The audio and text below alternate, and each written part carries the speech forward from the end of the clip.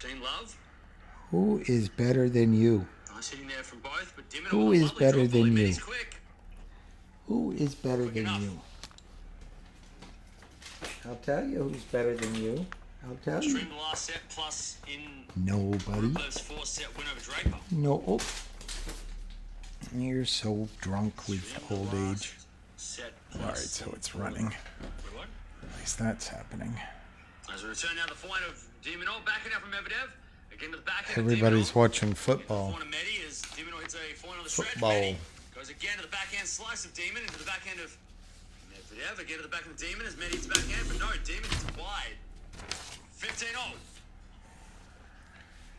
All right, let's turn this down. How are you guys?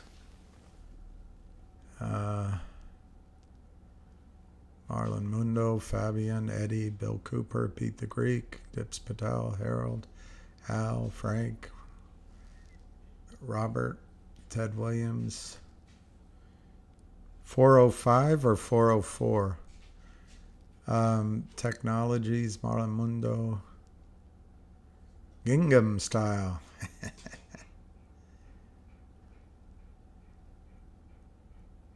Oh, did he lose at football?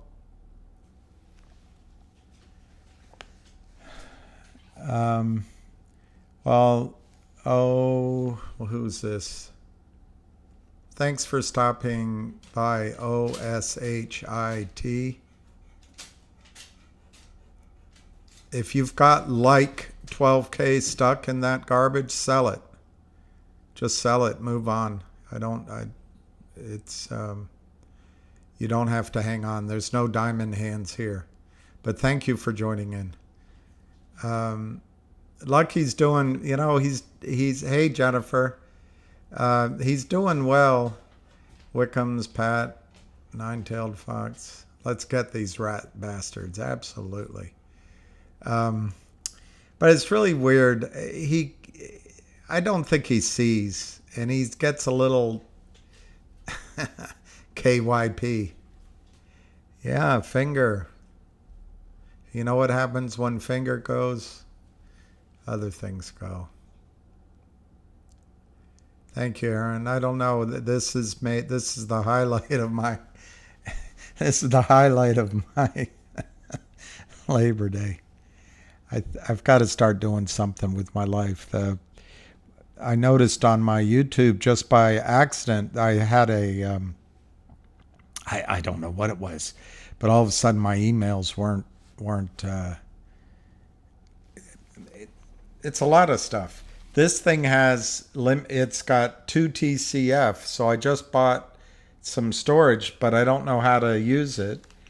And it's led to my iCloud being too full. So I assumed my email was too full because I kept getting these notices. So I bought that. But then it was something about, I can't remember. Anyway, I had to update my payment method, and there was a reason, and I can't remember why. I mean, they had it. But there was some item. But anyway, while I was doing that, I noticed I had these YouTube things, and one guy said, now he knows that I'm a shill. And for the first time, I responded. I said a shill for whom? For whom am I shilling? Billy boy, for whom do you shill today? Yeah, he can still, Teresa, he can still smell and feel me close. That's true. And today we walked out. He now pulls me like a bullet to the vet because the vet gives free treats, but it's not any kind of treat. These are those, those flattened chicken breasts, flattened turkey breasts, flattened beef, whatevers. And he just loves it. But it's so sad. We get in the vicinity of it, and he can't tell which door to go in. This is a dog that used to be able to pick out a cat's per at 50 yards. Sweet William now. Thank you. Jennifer, thank you. The coolest shill I know. And that's some shill you can take with you. So I've been doing my tennis, and I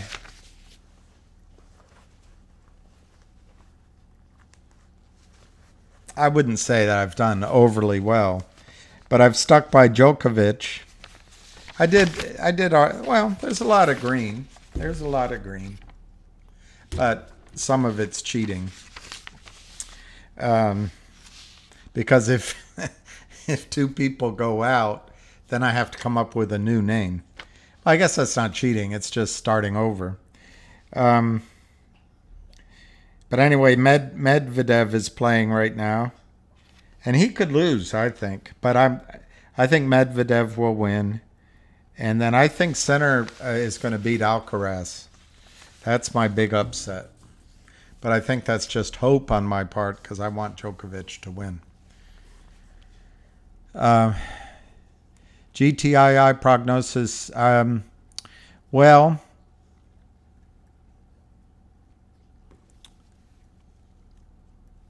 I believe GTII is going to be just fine. But the way the market is, the way the energy is, the way the focus is, the where the money is flowing is finger. And that is not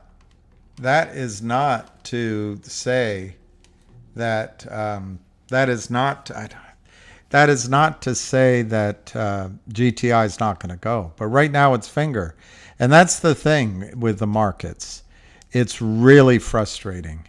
You cannot force things to happen. And I've had clients who get all PO'd and they say, just sell that and put it that. Well, it felt good for one day. They got all that anger out. They sold it and they moved on. And boy, that felt good. Took a decision. But it ends up being the wrong one. Maybe. It doesn't have to be. Anyway, so my prognosis for finger is excellent. I just don't think it's going to go until... Sorry, for GTII. I don't think it's going to go until finger goes. But lucky for you, I think finger's going to go... Well, can I define go?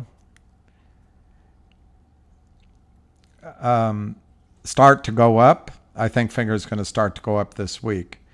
Squeeze, it could be this week, but I think it could also take, it could take 3, 4, 5 weeks. But I think finger's going to go up this week.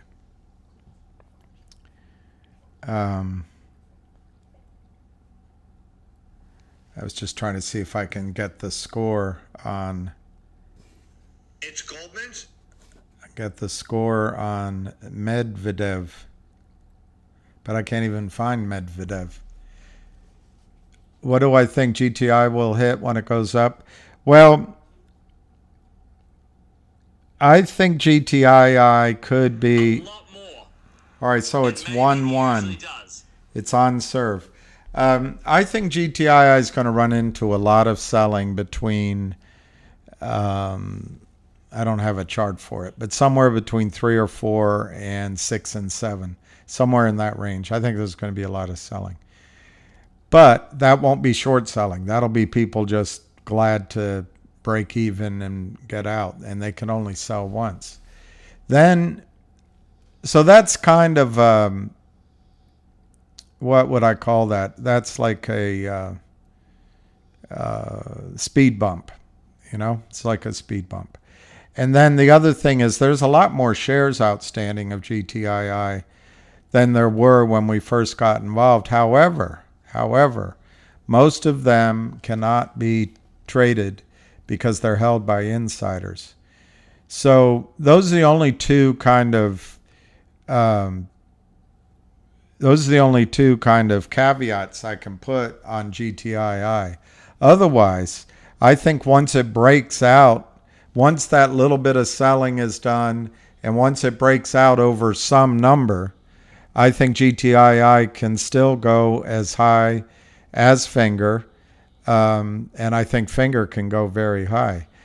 But I have to add the description to that in a squeeze. By the time these stocks hit 2,000, you should have sold most of your stock. You shouldn't be. I don't think anyone should be playing for the $2,500 number because it might not happen. Two, because if you put your shares out at 25 and the stock goes to 24.37, and then that's the day it turns downward, you won't have a chance to get out. So, but both GTII and Finger have the same investors, the same mentality of going after the shorts, and they have massive trapped shorts. Hasn't changed in GTII. First it was Kurt Kramer, the moron, and then it was, and by moron I mean he doesn't know how to trade. He had a chance to cover, but in his arrogance and self-certainty, he just kept selling. Well, then, to prove my point, it looks like Alpine took over the trade back when COSM came along. And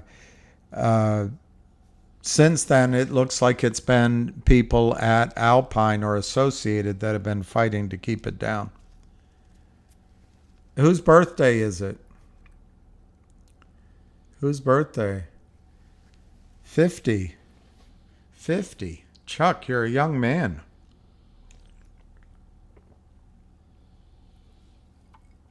You could get married, have children, get divorced. You could screw up your life still. Happy birthday, Chuck. So today is your birthday, the 4th? 50 is not fatal. I can tell you that. 50 is not in and of itself fatal. I know you feel old. Hey, Black Bezos. Black Bezos? Are there any Black Bezoses out there? I think there are. The guy that started Bet TV, BET, Black Entertainment Television. The guy that started... there's a couple. But I've been watching this podcast from this woman, Pearl, I think that's her name, Pearl. And she asks the questions. That's what caught me with your name. She asks the questions, where's the female Bezos? That's what caught me. Where is the female Bezos? And it's her conclusion there aren't any. But I'm not sure it's true. On the other hand, I can't think of anyone I guess that woman with the pink Cadillac, I forget her name right now. But 50 years is really young. Chuck, I was visiting a client friend, the oil guy that I'd raised money for. He's older than I am. This is a few years ago. And I turned maybe 50. It might have been when I turned 50 or when I turned 55 or something. And he said, Bill,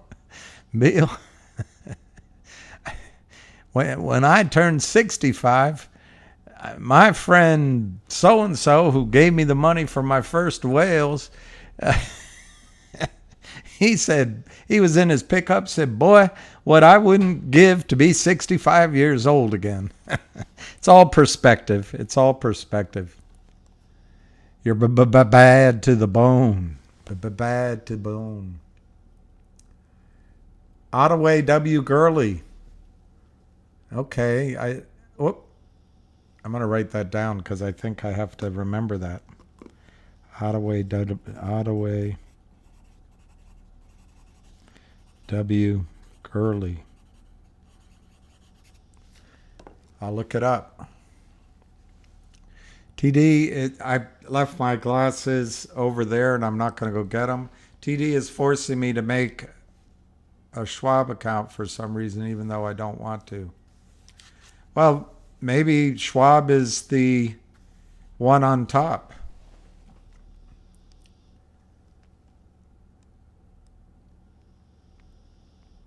$750-ish range lights the fuse to finger, and by $10 the dynamite blows. Nine-tailed fox. And then I give no longer than 10 days after that for GTI to run. Well, I think nine-tailed fox, that's as good a summary as I could give for what I think is... Oprah's a good answer. Oprah's a good answer. Oprah's a good answer. Yeah, that's a good answer. And she's female, so it answers that question that Pearl, this young lady Pearl had. Where's the female Bezos? So that's a really good answer. I never really watched Oprah, I have to admit. And it's not because I'm anti-African American or anti-woman. It's just the one or two times I tuned in, it was boring to me, that's all. It was just boring. I don't watch The View. Boring. Well, Teresa, if they reject one number, try another, or just put it in each day, which I know is a pain in the neck. Is finger hitting 2K? I think, look, if I missed some questions, just repeat them, because you guys, thankfully, are keeping me busy here. TD is forcing me to make a Schwab. Thank you, Jen. I didn't know I was funny, Jennifer, but I appreciate your... Anna told me you put something up. I didn't see it, but I try not really to wander too far in Twitter, because it gets me too upset sometimes, and I just gotta... Yeah, Schwab took over TV. She is rich. And so's her husband that wrote a book on how to get rich. It seemed like the answer was marry Oprah. Yeah, Morgan took over E-Trade. You know, all these companies need, when in 2008, when they were going to go bust, they came to the taxpayer and they came under FDIC coverage. But they need retail accounts. Did I get Drew suspended on Twitter? I just heard that Drew was suspended, but no, I just heard it about an hour and a half, 2 hours ago. But no, I didn't I don't wish Drew any harm, and I did not get him suspended. No, is the answer. J.B. Stratford. All right, I'll look that one up. These are some good names to get to know.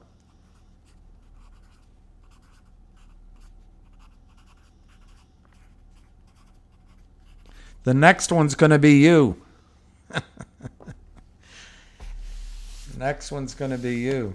The thing that separates the truly wealthy, the ones that start with nothing, from the rest, they end up, for whatever reason, going out and doing it on their own. They don't work for anybody. They have a vision, and they either bet on it big, but they don't quit on that vision. And if it's for trading, or if it's doing what, this stage of life, I don't know how old you are, it's having good credit, but using that credit sparingly, so sparingly, only buying assets that cash flow or you really think are going to make a trade for you. No credit card debt. But then having some cash. The most difficult thing is having ideas and you have no capital to take advantage of it. Then you're beholden to other people. When you give that idea to them and they say they'll put up the money, they can take it from you. And there's not a lawyer in the world that knows how to protect an idea, even patents. So capital is really important. But it's really hard to see your picture, but you look young enough that you can, compounding of money and compounding of ideas can get you there. You don't need a lot to get going. And then maybe a benefactor or two. An investor or two, I'm not talking about giving, somebody that invests alongside of you. Yeah. He has to play in the heat. Oh gosh, it's going to be so hot. 115. That's going to be a tough match. He's got to play Fritz. And Fritz, Djokovic has beaten him 7 times. But Fritz is really good, and he's young. And that heat's going to be killer for Djokovic. Darn it. I wish he were playing at night. Or maybe it'll be cool tomorrow. All right, 3 minutes for the hamster. You're gonna be the next Bezos. Only your name is going to be the name whispered at business schools. I think Bezos got helped, by the way. I don't want to ruin people's. Luck, he's asleep right now. He's doing better, but I've gone back to taking him for granted because he's put on weight. He's enjoying life. He's got a lot of joy. And he loves meeting dogs, meeting other people. But then I notice he doesn't really hear very well, and I don't think he can see very well. So I'm not sure how much time I have, but I'm so grateful for every single day. No barbecue, Vansi, and no invites. This is my barbecue. Finger options. Yeah, I would do finger options.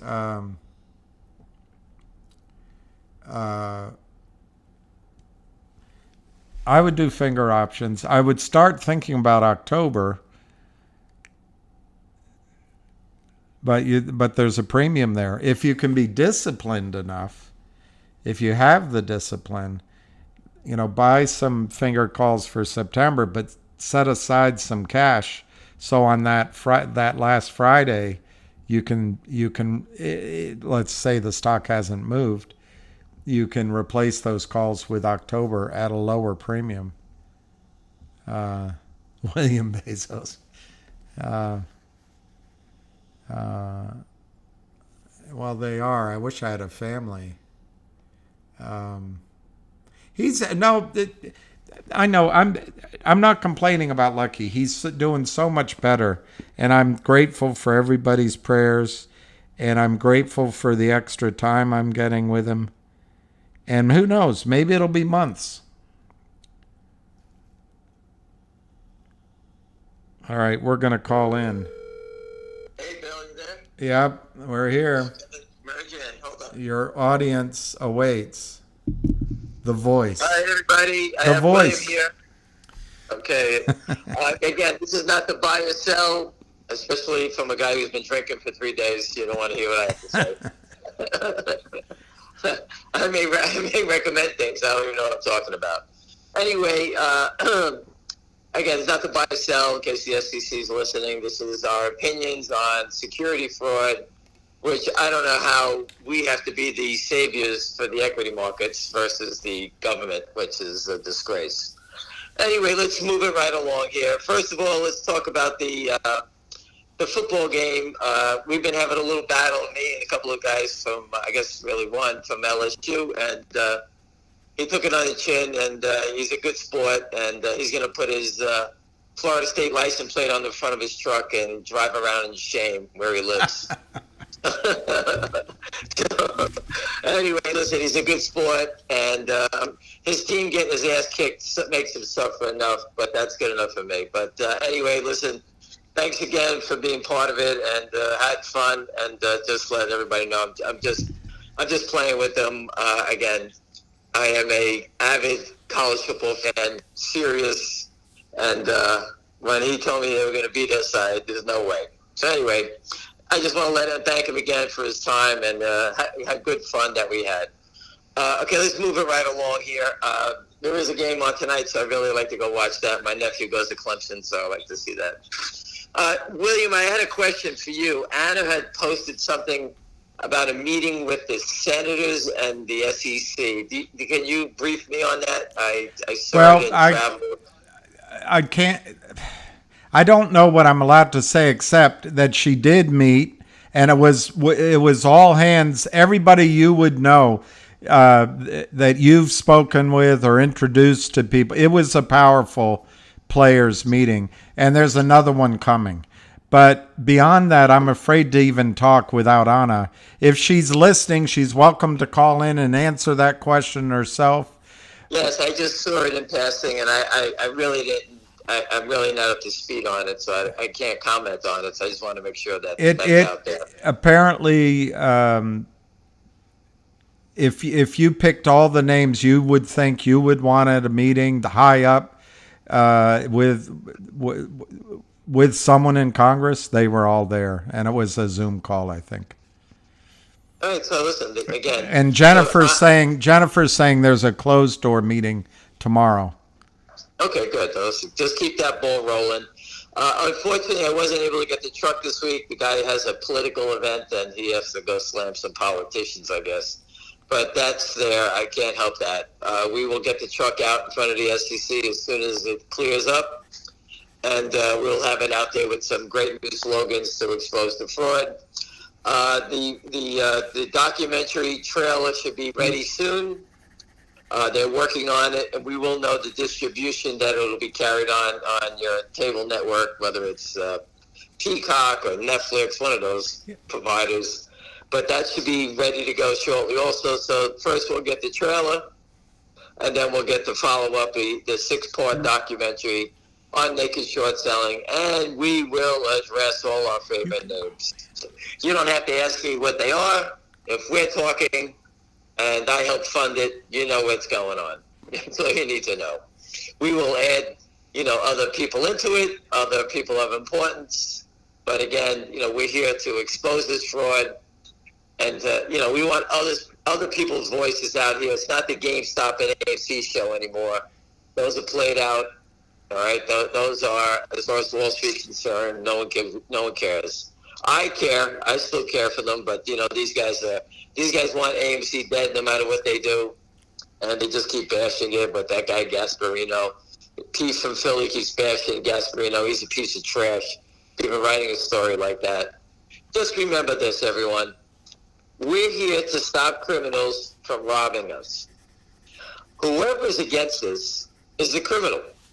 There's no reason not to be. I don't even understand it. Who would defend it? All right, the whole thing is criminal, and we're here to stop it. If it doesn't stop, you're just going to continue to get robbed. All right, there's nothing I can say. It is what it is. But we've been fighting back, and I do believe we have a tremendous, tremendous opportunity, a life-changing opportunity, and 2 names that I followed for over 3 years now. All right, we documented it every day in both names.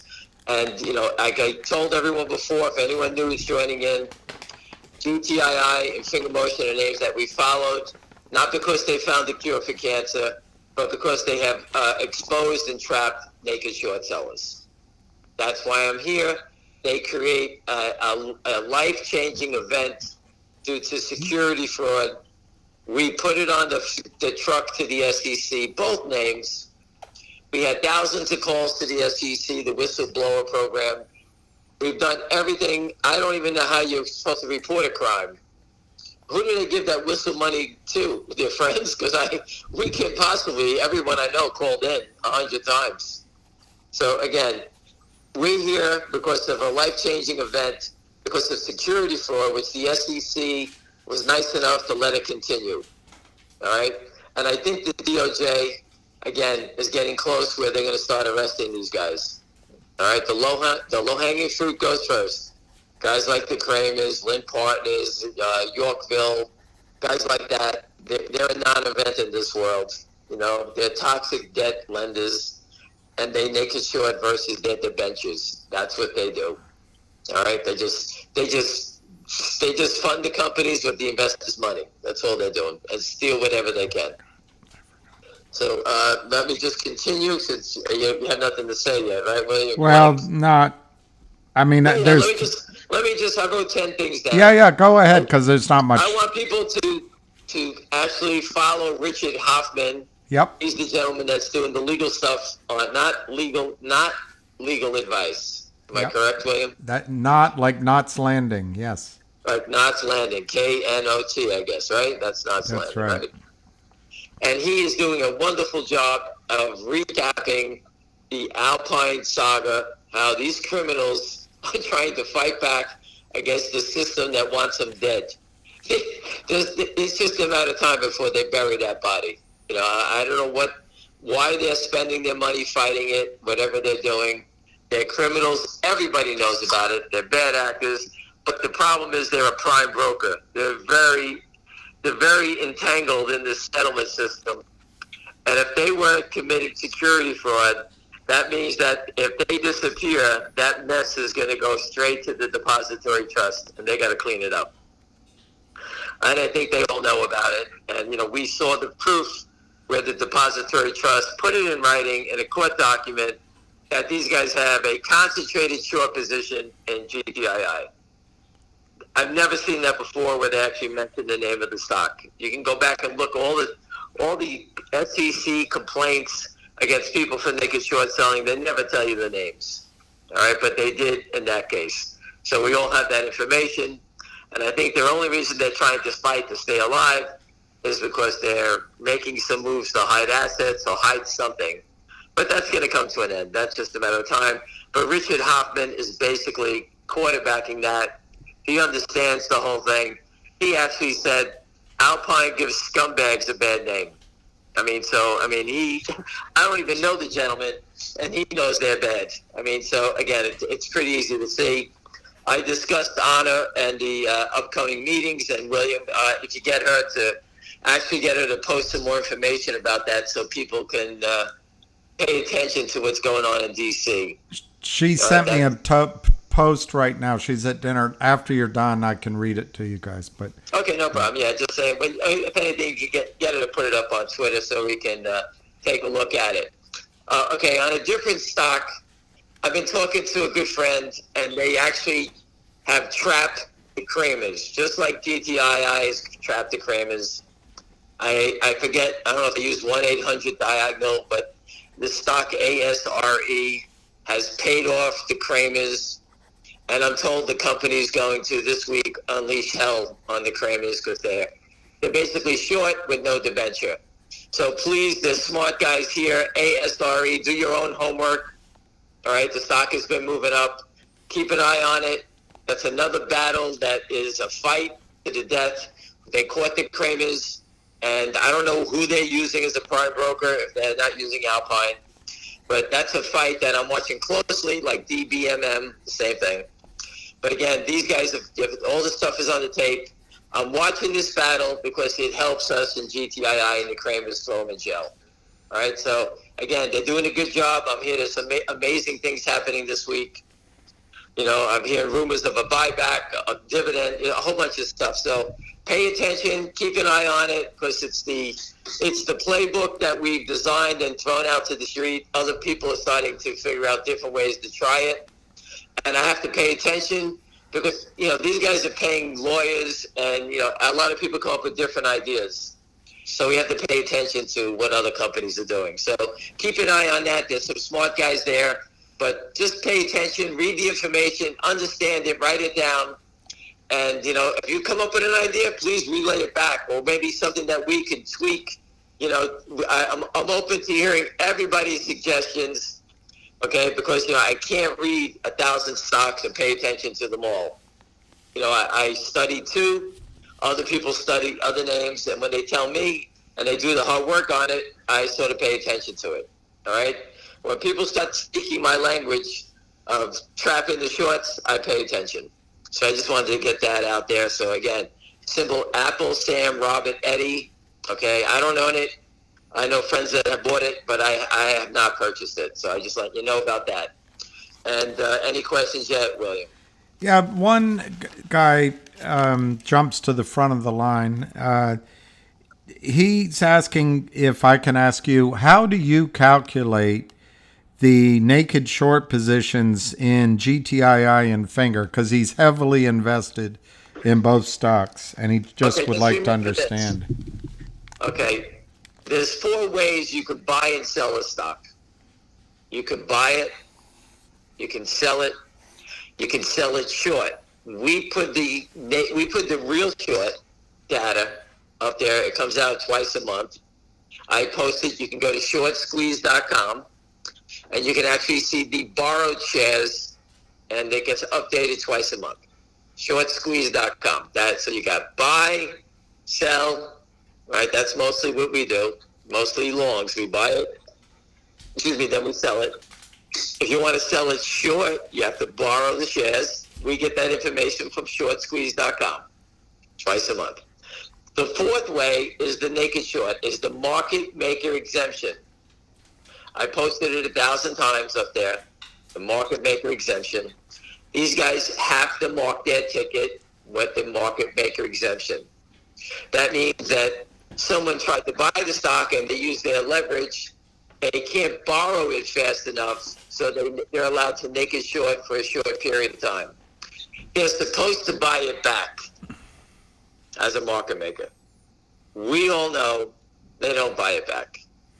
And you say, well, how do you know they don't buy it back? Well, on a given day, when you see 65% of the trades are naked shorted, all right, that is data proven that 65% or 65 out of 100 shares that traded is a counterfeit share, a naked shorted share. If they're still flooding the market, they're not selling the stocks down and then covering them when they go back up, because they would be out of business in no time. They just keep pressing their bets. So they're not covering, they just keep adding wood to the pile to light the fire to make it bigger. And the reason they do it is because they don't have enough capital to buy back the shares. And when they stop selling it short, the stocks will, like Pat Burno, he says, take your foot off the landmine and they blow up. And that's what's happening in both these names. They've shorted so many shares. If you shorted 450 million shares of GTII and the stock is 65 cents, when you try to buy back some, right, the stock's trading 300,000 shares, barely trading. And at the end of the day, we see more shorts again. So we know they're not covering. That is, we follow it because we study it. If you said to me, MULN, I can't keep track of it. There's so many shares trading, I can't keep track of it. So in that case, they could be shorting it, buying it back, washing it. They could be doing 1,000 things. But I can't tell because I'm not studying it, so I couldn't answer that correctly. I have no idea what the real short net is. I have to assume that these guys are not covering anything because the stock just keeps going lower. They just keep pressing their bets. Remember, when they go to zero, they don't pay any taxes. All right? That's what the game is. That's what they're trying to do. They try to knock these companies out, get them delisted, get them to reverse their stocks. You know, you remember, Wall Street's the car wash. It's the same thing. They naked short them down. The company goes below $1. The NASDAQ sends a notice they're going to be delisted. The company gets in a panic. Then the bad guys come out, say they'll raise your money. You got to reverse the stock. They start shorting it. Then they reverse it. Their short position goes from 100,000 shares. You know, they do 25 to 1. Their short gets reduced to zero. And that's what they keep doing. And they're doing it to MULN. They did it to CEI. They did it to Root. I put up a bunch of examples of that. All right. So again, remember when you make it short, you have to fill out the market maker exemption. And that is the proof that we get every day of the shorted shares from Tom Ronk. All right, that's the reported short sales every day using the market maker exemption. All right, he can't tell if they're covering. That's our job, and that's what we study. And we watch every trade. William, did we watch every trade? You did for sure. I watched most of them, but you watched every single one. I can actually tell. I can tell without even looking at it, just based on some simple things. I can tell you exactly what they're doing. It's pretty easy. It sticks in your head during the day. You call the short position correctly. It's amazing. Again, so that is how it's calculated. All right. Again, the key to the whole thing is, can you tell whatever stock you eventually get into? Can you see them covering? So they sell it stock short at $1. Do you see them buying it back at 80? Do you see them adding support? I never see the support from any buyers. All right. If you watch Finger on Friday, they were laying into it. They really laying into it, not making sure this thing go up. You know, that's exactly what it is. Maybe you can. One guy is asking, or I can't tell. Might not be a guy. Anyway, they have Finger at Robinhood. If she transfers her shares, will they become real at a different brokerage firm?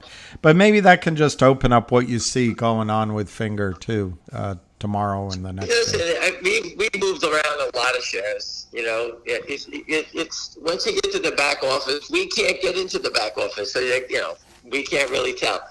If we had a friendly brokerage firm and a clearing firm that was friendly, and every time someone buys stock at that firm and they get a fail to deliver, they would buy them in because they're friendly. But we just don't have that friendly guy yet.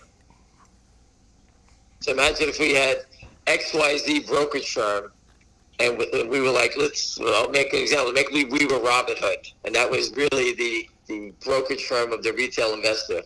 Right. Instead of that guy being a creep defending the hedge funds and Goldman Sachs and all those citadels, imagine if he defended the retail investors. Amazing. Right now, would they get blackballed on the street? What would happen to them? Right? Yeah. I don't know. So we're always looking for that safe guy to play the part. So again, that would be another nice way to end this fight, doing that. Well, the answer is if you move your shares out of Robinhood, you'd have no idea if they're real or not anywhere they are. I don't. They're not real at Robinhood, but right. So if we took them to a friendly place, then we would figure it out. But we can't do that right now. No one wants to give up their livelihood to get in our fight. Do you understand? Well, of course not. Of course not. Right. Of course not.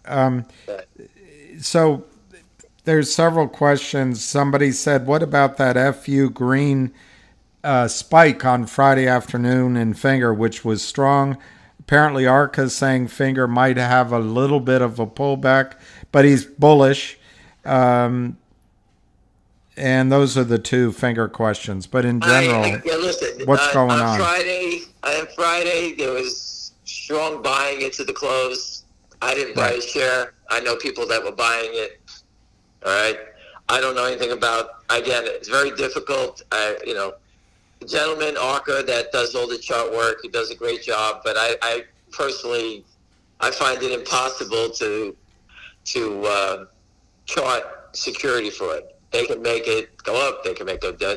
It's funny. You never see the short sellers let the stocks go higher. They're always pushing them lower. Am I correct? Has everyone seen that? And you never see the SEC get upset about a stock manipulated lower, only higher. Only when it goes higher. Why is your stock going up? Oh, sorry about that. Your stock went up. Again, this is you can see it every day. I report on it every day. They keep pushing it lower. They cannot let it go higher. If it goes higher, they get margin calls. Right. That's why they don't let it go higher. If I was the short seller, I would open the stock at $15 to $20 and rope in everybody I can, and then kill it down. But these guys can't even let it go up.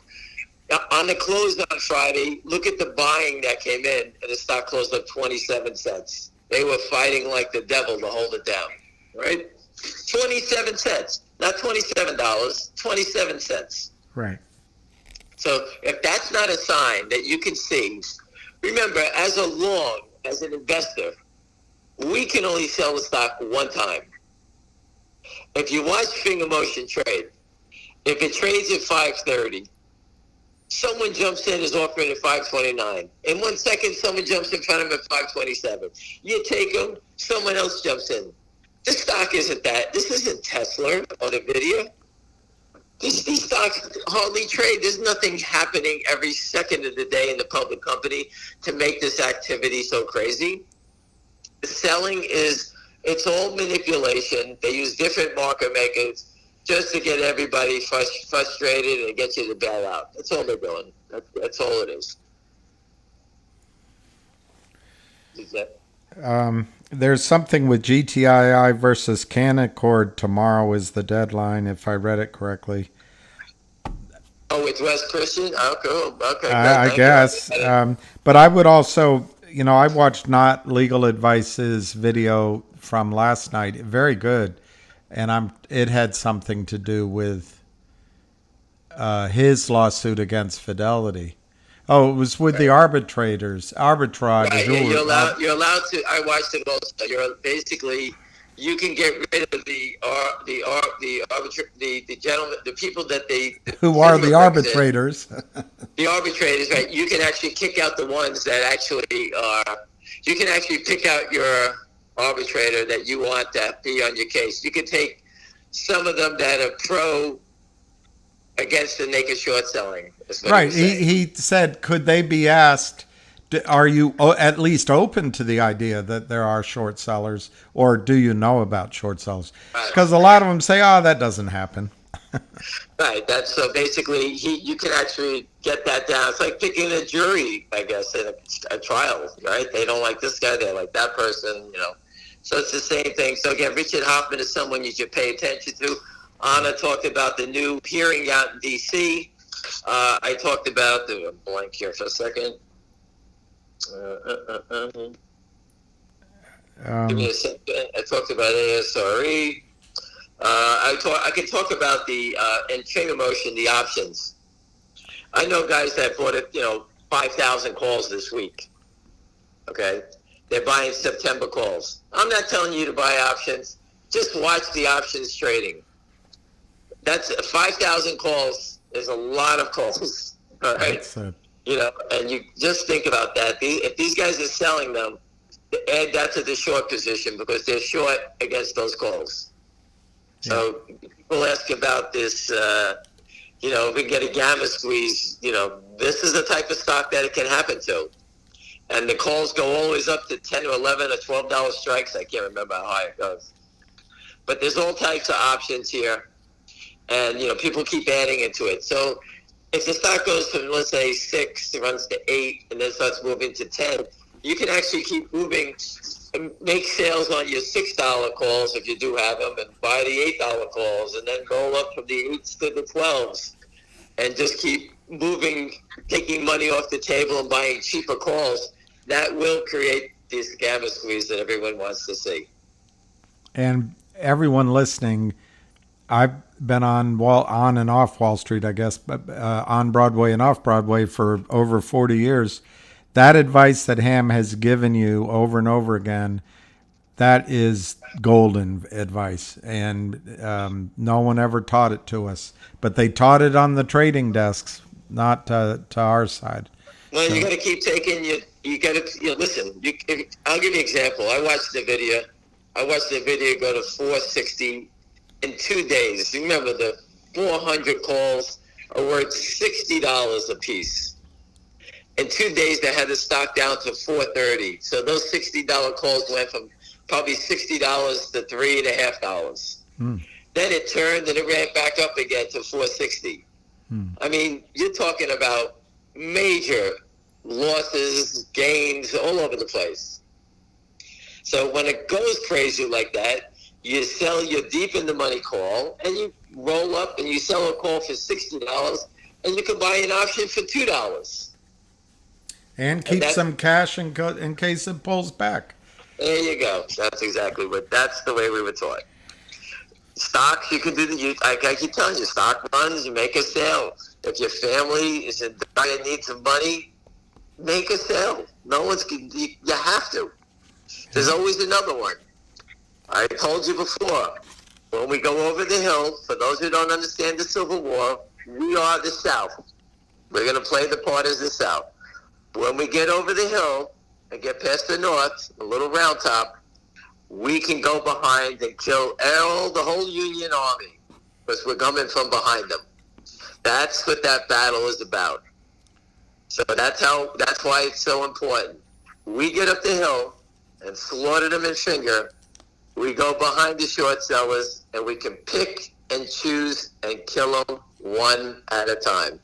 The SEC is basically allowing us to form an army to do this. Because if they know we get over the hill, that's exactly what we're going to do.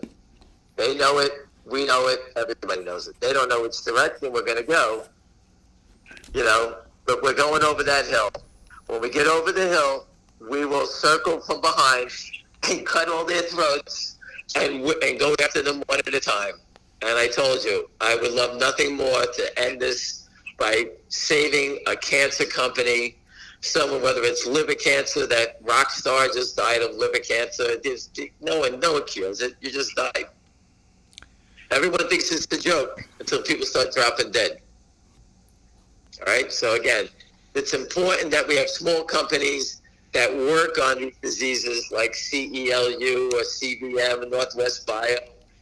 And that's what people are, and that's what we want to do. We want to give these small companies a chance, because innovation, whether you like it or not, comes from the small companies. The big companies will allow you to spend the money, do all the clinical trials, and eventually then they pay you off and buy you. That's how it's done. So again, all these small companies, I would love nothing more to climb up that hill with everybody, go from an army of 100,000 people to 1 million people, and then we go out and we slaughter the shorts one at a time. Financially, let's take that point. All right. I had another question here. I just saw it before. What was it? Give me a second. Just bear with me. I was at a football game drinking all day. It flew this morning. I'm running around. For a guy that doesn't drink, you sure drink a lot. Yeah. Well, I drink like a girl. I'm sorry, girls, but I'm a lightweight. I don't know. I just blank on that. If someone's asking me a question for Doza, what does crow taste like? We all want to know. Does it taste like chicken? That's a good question. Rattlesnake. We all want to know. We want to know. But again, I was just having fun with Doza again. I'm not picking on him, and I don't want him to be... let him off his bet. I let him off. I told him to relax. Don't worry. I'll torture him quietly every day. If you know I'm torturing the shorts, and you know I love FSU football, you know I can't let go. So he picked the wrong person to try to pick a fight with on that subject anyway. I had a couple other things. Just give me a chance. I'm trying to get my thoughts here. Okay, finger motion, I gave you the options. The options expire next Friday, not this Friday. So for those who have no idea about options, that's an eternity. You got 4 days this week and 5 days next week. All right, so that's an eternity in those things. As options go up, you're allowed to trade them. If you paid 50 cents for them, they go to 90 cents. Don't be afraid. Sell 10 at 90, and then you buy the next strike at 50 cents, and you put $40 in your pocket so you know that you own the next option for $10 for free. Don't be afraid to do that. You can do that. There's no shame in doing that. The most important thing, I told you, Wall Street's about making pennies. So buying options at 50 cents, selling them at 90 cents, turn around and buy the next strike for 50 cents, you own them at 10 cents. You lowered your cost. And that's the way we were taught. And options are very difficult because they do expire. So you need to always lower your cost or your investment in stocks. And that's the way most of us are taught to do it. I'm not trading options anymore, so I'll make sure everybody knows that. My friends are trading them. Everyone I know is doing it, but I'm not doing it anymore. I've been here a long time, and they popped up with options, and I decided not to do it. You'll know if I'm in there in options. Trust me, you'll know. And I'll let you know if I do it. But the stock looks great. I think it's close to imminent. Something's going to happen shortly. We got calls from people in Hong Kong that are buying it. There's people in the UK buying it. It's a global play. I've always told you the shorts cannot beat the world. All right? Wall Street players, big money people are starting to pay attention. And I told you always told you later. I told everyone before, they always come later. These guys would rather pay $10 than $5. You say, why? It's so stupid. But that's how it is with these guys. They don't want They dead can buy money. it at 10, sell it at 20, buy it at 25, sell it at 35. That's how they play. Yeah. So these guys come, you'll know about it. Those are the guys that did GameStop, AMC, KOSS, Kodak. These guys look for that. And everyone I know is a Wall Street professional, and they're all telling their friends about this situation. We have the proof. We post it every day. We've been doing it for 3 years. The truck will be at the SEC. I couldn't get it this week. It'll be next week. We will have the documentary for the movie coming out shortly. I will get you the name of the provider once they cut the deal on who's going to carry the documentary. And it's going to be fun because the names that we speak about will be highlighted in that series. All right? Including MMTLP. We didn't forget you people. So everyone else does, but we don't. So just remember that. And whoever this guy Drew is, you guys keep fighting with this guy. I don't know who he is, but tell him to go fuck himself. Get out of here. Get lost. Everyone's entitled to an opinion. No one's a leader here. It's impossible. Everyone should work together, and that's the end of the conversation. So don't bring his name up to me. I don't even know the guy, and nor do I care. So don't bring his name up to me anymore. I don't care who, from anybody from that community, stop bringing it up to me. And Busy Brands is a guy I respect, but even him, I don't want to hear the guy's name anymore because, they asked me about it, and I don't know the guy, so I really don't care. Anyone that's trying to go the opposite of what's going on here, kick him in the ass and kick him to the side. We're here on one mission. We burned our boats, that old cliche. We're not going anywhere. I'm not going anywhere till we win this battle. I may drop dead after the battle, but we're going to... I got my name on my jacket in case I drop dead, so I'm ready here. So the stock you were just talking about was Finger. Somebody was asking. Yes, I'm speaking about Finger, about options. Finger, to me, looks like it's ready to rip. It just, I know Archer and all these guys do chart work, pull back, all this nonsense.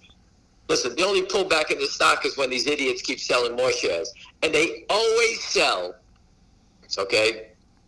They always give you that discount in the AM because the market opens up.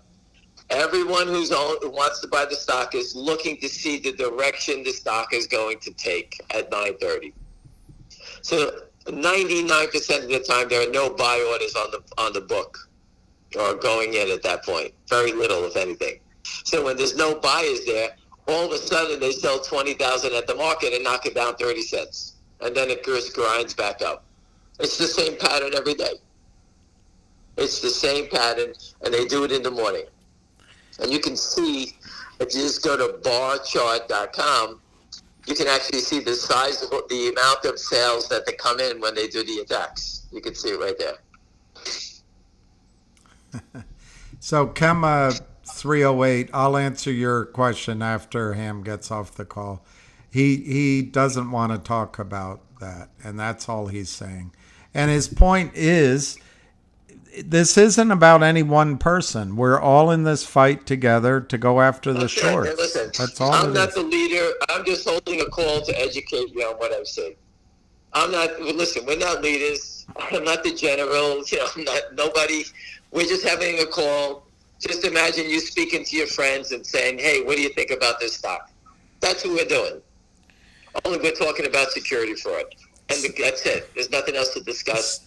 You guys don't know about security fraud. I happen to know about it. I can give you the signs, how to try to beat it. I can show you all the things like that. That's all I can do. And I don't want any medals that could kill us. So on finger, which you were just talking about, there's two questions. Do you expect if it goes up high, that there'll be violent pullbacks for trading, and how high can it go? Listen, the pullbacks, the wild swings,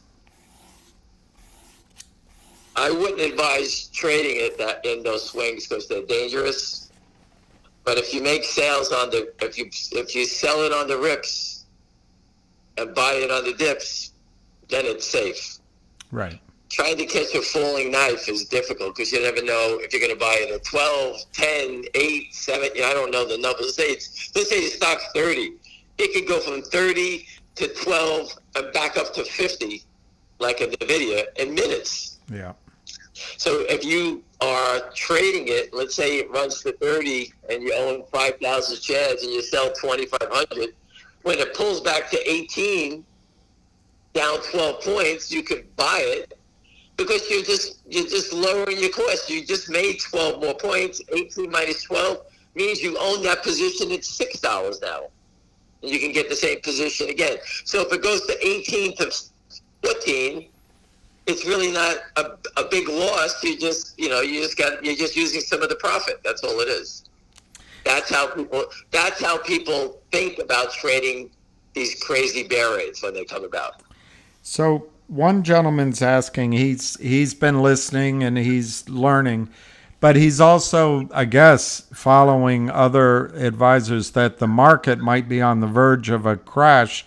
Do we still have enough time to make money in these two plays before? Yes. What happens in a stock market crash, all the big players will liquidate all the high-flying stocks. The Caterpillars, the Nvidia, the Deere, the Costco, the Home Depot. These stocks will take a beating. Apple, they all get killed. That's the source of money.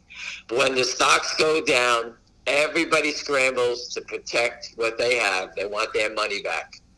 So whoever's lending the short sellers, lend partners, money to carry these positions, they will call them in, meaning that they're not going to give them any more leverage and forces them to cover. A market crash is good for stocks like this. Good. I think that's all the questions. The main thing is, everybody, Labor Day's over. People get back to work, and it could be exciting for Finger. Listen, I met a group of people today. They're all going back to work this week, different days. I don't know when they're going to come in. I held court with, I'll say, 7 to 12 people. There were people poking in, listening to what I was saying. All Wall Street people. I don't know if they're off this week. I didn't take everybody's temperature, but they all know what we're doing. Some have actually played the stock and sold it when it ran to 10. And they said point blank, is this still in play? And I just gave them the riot act on what I believe. So I believe that these are people that have ties to big hedge funds. Some are hedge funds. And I do believe that they will stop buying. That's my opinion. Again, I don't have a stack of buy tickets with me taking notes, but I tell the story like they told me stories of stocks that they're in. Okay, but I told them my story is different. And my story is different from anything that they told me, whether it's a technology or a biotech. Ours has infinite upside due to security fraud, and it could happen in a blur. Where those stocks they were telling me about are going through FDA or technology, have to get order flow, have to get orders for their new product or whatever they're doing. Very different. And I agree that someday I would love to take positions in names that have great fundamentals and stop worrying about this shit. But, you know, a lot of them said that the stocks that they're in have been manipulated down from 30 to 10. There's all kinds of crazy stuff going on. Some guys asked me to help them, and I said I just don't have the time. So, again, I'm here for Finger and GTII, and we'll pick hopefully a biotech company down the road, and we can all say and leave busting a short in a biotech company and say, boy, I feel good about that, because that's going to save someone's life someday, maybe your own. So that's how I feel about this whole thing. There's a question which I don't know the answer of, but I think I do. Does the DTCC have its own stock loan, stock borrow program? I think they stopped doing it. They have a stock borrow program. So basically, if I buy 1 million shares of stock, I own 1 million shares of stock, and I put it in the depository trust. I'm the first person who owns the stock. And William, you come in and you buy 1 million shares. I own the whole float. What stock did you just buy? Correct? Right. So the DTC will take my stock and loan it to you, and there's internal stock loan. And the DTC will then say, we settle all our trades. Do they get vigorous for that? I don't know if they charge, I don't know the financial compensation, but they're basically saying, we settled the trades because we borrowed the shares from him and gave it to William. Now, if Anna came in and bought 1 million shares, they would borrow the shares from you and lend it to her. So now it's been kited twice. And the DTC puts their hands up and says, hey, we're settling the trades. The problem is the brokerage firms, I drew that circle again, we do not know what the brokerage firms own.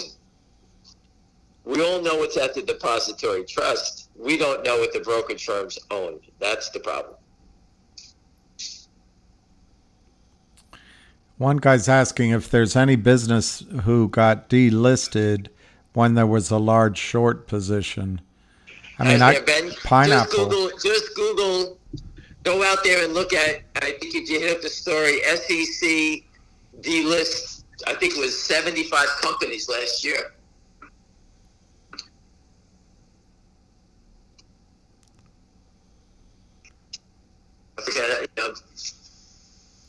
Well, here it is, exchange delistings. You can see that SEC adds over 80 companies to list of firms facing delisting. CNBC did it. This was in May 2022. 80 companies, all their shares driven to zero. We don't know I don't know the companies. It's right here. 80. Oh, the deadline for Canaccord is today with GTII. Listen, it's a public company. I cannot ask attorneys information. You know, I just put up the story about the SEC adds over 80 companies to list of firms facing delisted. It's from 2022. I'm just saying that the SEC always does this. I put up the story the other day, Merrill Lynch changed the rules. If the stock falls below a certain market cap, or I think it's $3, no one who clears Merrill Lynch is allowed to own it. That's Bank of America, Merrill Lynch. So they actually, let's say our stock was I think it's a $300 million market cap and a $3 stock price. Well, let's say the stock gets dragged down to $250 and it falls below the market cap valuation and the price. Merrill Lynch tells everyone in their system, hey, if you own this stock, your customer has to transfer it out or sell it. So they actually help the shorts. Yeah, everything's on the shorts' favor. So they actually, the shorts drive the stock down, and Merrill Lynch finishes the job by telling everybody to sell it. I put that up there the other day. If Finger runs, are there going to be halts? I think they halted because the stock is gapping. Yes, just for a few minutes. But do you think there'll be a U3? No, that is for MMTL MMTLP, which was a complete fraud, not by the company, not by the shareholders, but by the short sellers for having it listed in trading under false information. That's why it was halted. It was out of control. The SEC let it go by, FINRA let it happen, and they had no choice but to shut it down. But the freedom of information exposed the whole system, and that's when now the shit's going to hit the fan. That's how I feel. I know everybody wants their money in 2 minutes. If you want to get out of your position, why don't you just go put an ad up and say, transaction. Has anyone ever seen shit hit the fan? No. It's a good question. No, I haven't. I have a fan. I can go try it, I guess. I don't know. Everyone's being literal in their questions, so I thought I'd join in. Right. Again, I'll just go over again. You know, it's a new week. It's a short week. We got 9 days in options. You know, the stock. There's real buyers around the stock. You know, everyone I spoke to, I educated them on it. So I expect to see more people buying it. Professional people. I'm not a retail. I don't go walking down the street. Although I did tell my Uber driver from Malaysia to buy it. I did tell him. He asked me if I was in the stock market, and I told him yes, and I gave him the tip. But I'm usually a institutional or I speak to brokers that are well aware of what's going on. A lot of them don't understand naked short selling because they all, William, I don't know if I'm sure you know about it. Most brokers today are just raising capital so it's managed money. They don't even know what the stock market means anymore. Most of my compatriots that I worked with, they don't follow stocks at all. They don't even have stock ideas. No, they don't. You know, I spoke to this one gentleman who, you know, got paid $35 million to sell his book to, I think it was Morgan Stanley. Yes. Are you there? Are you there? Ham?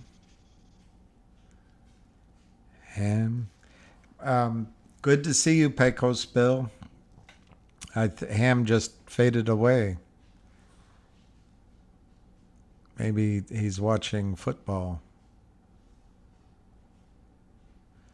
I think the Lins are a front, Frank, for other players, but it doesn't change your question.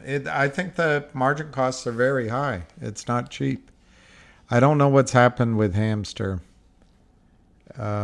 He just faded. He's in timeout. I did not hear about that stock, and I'm not this hydrogen stock. How come I never ask Ham? What's your question, Vince? I've tried to. I didn't see your question, Vince, so it wasn't in. It's not intentional. So, All participants are muted. William? Yeah, what happened? William? What happened? I got booted off. I just got kicked off. I'm back. Wait, why? Because you said shit? The shit hit the fan, yes. That's what did it? I got kicked off from the shit hitting the fan. Anyway, listen, it's going to be, I think the next few days, the next 9 days are going to be exciting. That's how I feel. I think it's getting closer every day.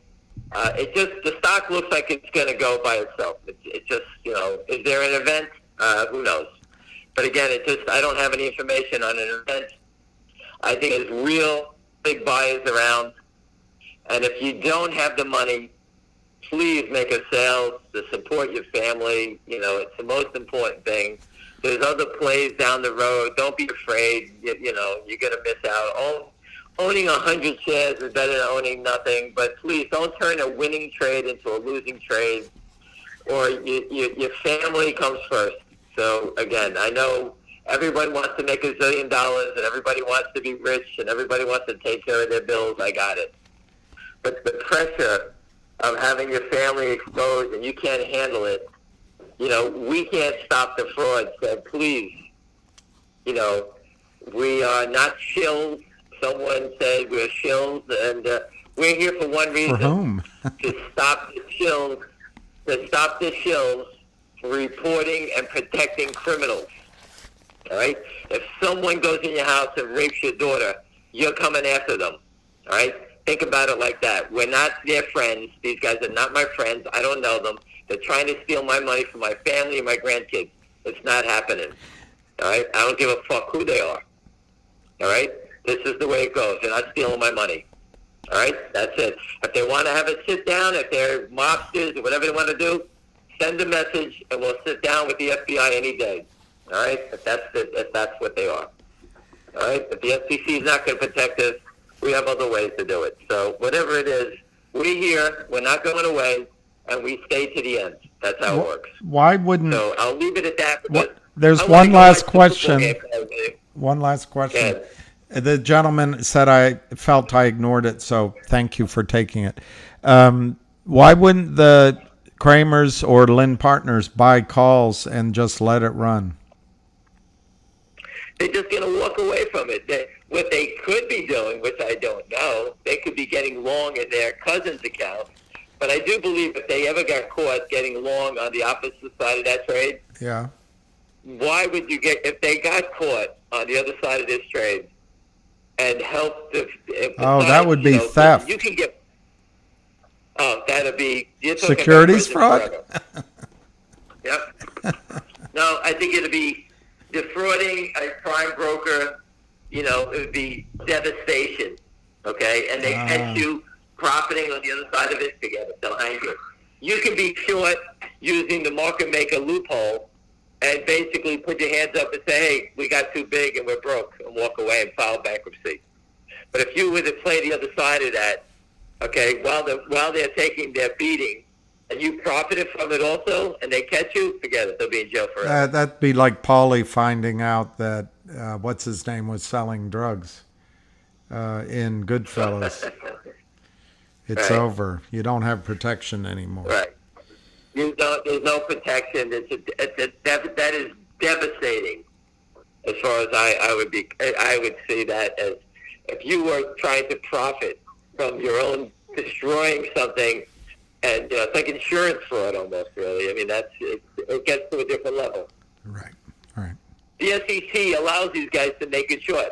That's what they do, right? They're allowing it. Yeah. But what kills them is their margin money. Yeah. So they're running out of gas. It's like a bullfight. We keep stabbing them in the neck. They're bleeding, and eventually they're going to drop. That's what's going to happen. Yeah, and the margin's expensive for them. Anyway, I think it's coming to a close in Finger soon. I agree on that. Anyway, everyone, I'm going to go watch the football game. I love watching it, and we'll touch base tomorrow, but we'll be ready for battle, whatever it may be. Thank you, Ham. All right, have a great night, everybody. All Doza, hide in shame, Doza. All right, everybody, have a good night. Thank you. All right, so I'll stay on. We'll talk. Let me just see how the tennis match is going. I'm sorry about that, Vince. I didn't see your question the first time around, so sorry about that.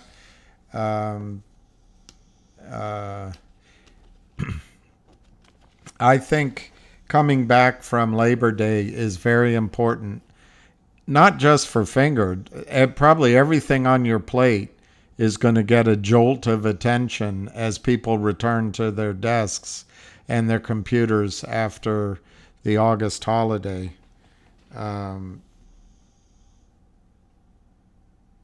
See, Alex de Minaur won the first set.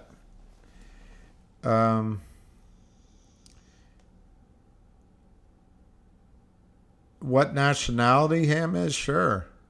He's American. He is American.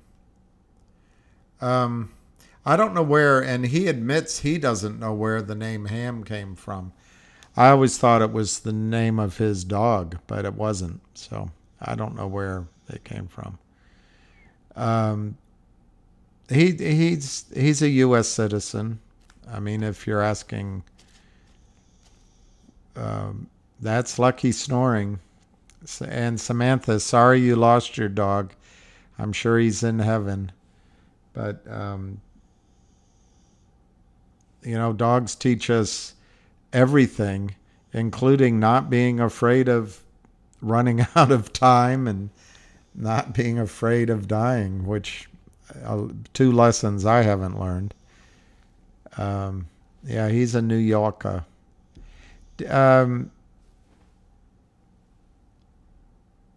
Darn. Well, I got my ESPN by signing up for YouTube, but YouTube's expensive, to me anyway, because I don't watch any of the other stuff. But for tennis, I signed up for that. Ham is funny. He's driven. All right, I wanted to answer that one gentleman. I think I wrote it down. I forget who asked. Chrome or something. I just want to make it clear. I didn't bring up Drew today, Drew Diligence, nor did I speak to Ham about it. That was a conversational ejaculation that Ham made on his own. And so when you say you guys, the two are totally wrong, well, I didn't say anything. That's the first thing I want to say.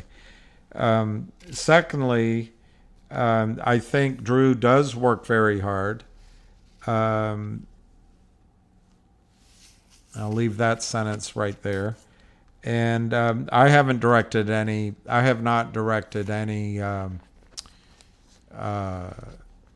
personal attacks or animus in the direction of Drew. Having said that, I do have strong opinions on one issue that I think he's on the other side of. But to me, and this is just me as an American, it's a free country, and we're each allowed to have different opinions. For me, again, just for me, what matters to me isn't so much that you have my opinion or another opinion. It's that you can defend it. You have a reason for having it.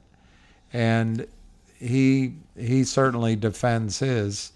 I think I've defended mine. But something I learned, particularly in the oil patch, with all my over the years, because I was a Democrat going in amongst Republicans, I got more respect over and over and over and over again in all venues, all states, all cities, for discussing my views. They didn't agree with me, but we talked about it, and I didn't dislike them and they didn't dislike me. I didn't say a negative thing. I didn't question their character or their motivations, and they didn't question mine, and we were friends always. In fact, I probably made more friends in those exchanges than I ever would have talking about football, because I don't know anything about football. A little bit, but not very much. Well, I think Anna may have new. Oh, let me read it. She sent me something to share with you on MMTLP. I'm literally punching it right now.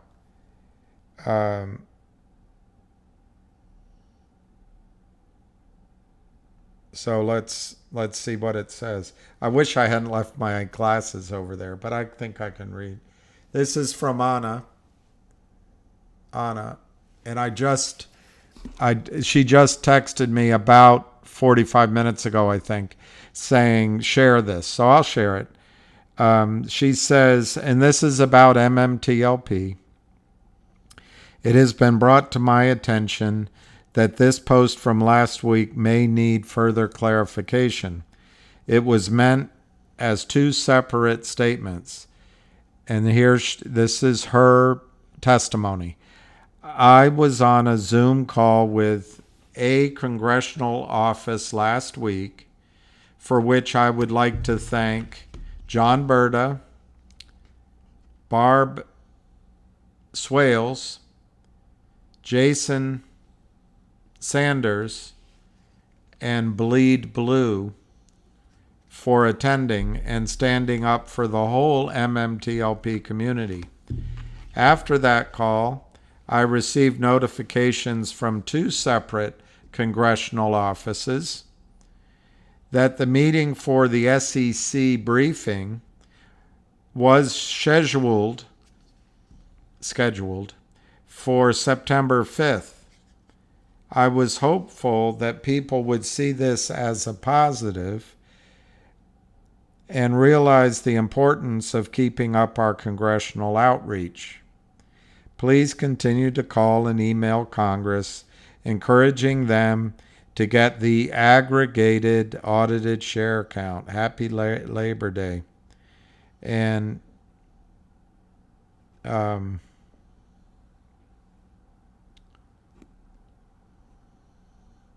yeah, it would be nice because she has a picture of a barbecue. The post she was responding to, she put up 3 days ago, and she had written, we finally have a date for the SEC briefing, the afternoon of September 5th, tomorrow. So that's great.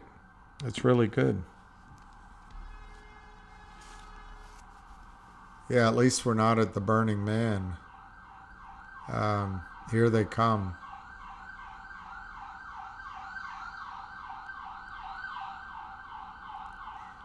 Hey, New Jersey, I mean ocean sailing. I'm reading your post, but I'm not going to read it out loud, not because I don't agree with you, but just because, I think we have a lot of people, we have a lot of motivations, and we have many stock positions that are hurting people. The one that I think causes the most confusion and anxiety is MMTLP. And I think without MMTLP, the, what do I want to call it? Campaign? I don't like that word. And I don't want to use crusade because that has connotations. I can't think of a word. The battle, the movement. Anyway, without MMTLP, this 65,000 to 100,000 people gaining a sense of purpose and contacting Congress because of the hard work of so many people. There's apparently 7 billion with a B, 7 billion impressions. That's amazing. That's absolutely amazing. And I think the GTII Army and the GTII investors have been in this fight now. Literally, it's sort of November time. It's 3 years, and certainly there's a lot of disappointment there with the stock price down. Then there's all these other stocks: COSM, CLNV, DBMM, a whole list of stocks that people have invested in and been disappointed in. The issue that faces the U.S. markets is broader than just counterfeiting of shares. It involves all sorts of things that shouldn't be allowed. Even real short sellers don't have to follow an uptick rule. They should bring back the uptick rule. They should bring back know your customer. They should bring back that you can't sell stock from people you don't know who's selling. There should be disclosure. Both when you've sold so much stock, but there should be disclosure when you're the so-called financer of a stock and you cause this selling, which means apparently there was buying in the first place that's over 4.9%. When a group like Lynn Partners claims they're raising money, but they're just syndicating it for short sellers, that should be disclosed. When a company like I'm not going to say a name, but when a company gets everybody into the stock, it runs up, and then they do a deal with a front man like the Lynn Partners, it should be disclosed that the clients they're selling the stock to are the short sellers. This is not beyond the ability of the United States computerized system. If I were to say Allahu Akbar on this channel with a certain intention, I'm just saying God is great. But if I said it with a different tone and a different emphasis, the computers would be whirling and they would know right away. There is enough computer power on Wall Street to generate a letter that says to the CEO, we noticed your stock went up. We would like to find out why. And did you do some sort of promotion? Is there some sort of collusion going on? So they can collect that data when the stock price goes down. But Wall Street is designed and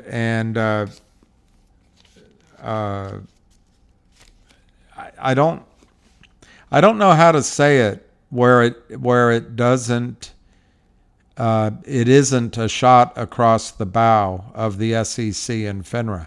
Wall Street is designed so that, particularly in the over-the-counter market, it's like shooting fish in the barrel.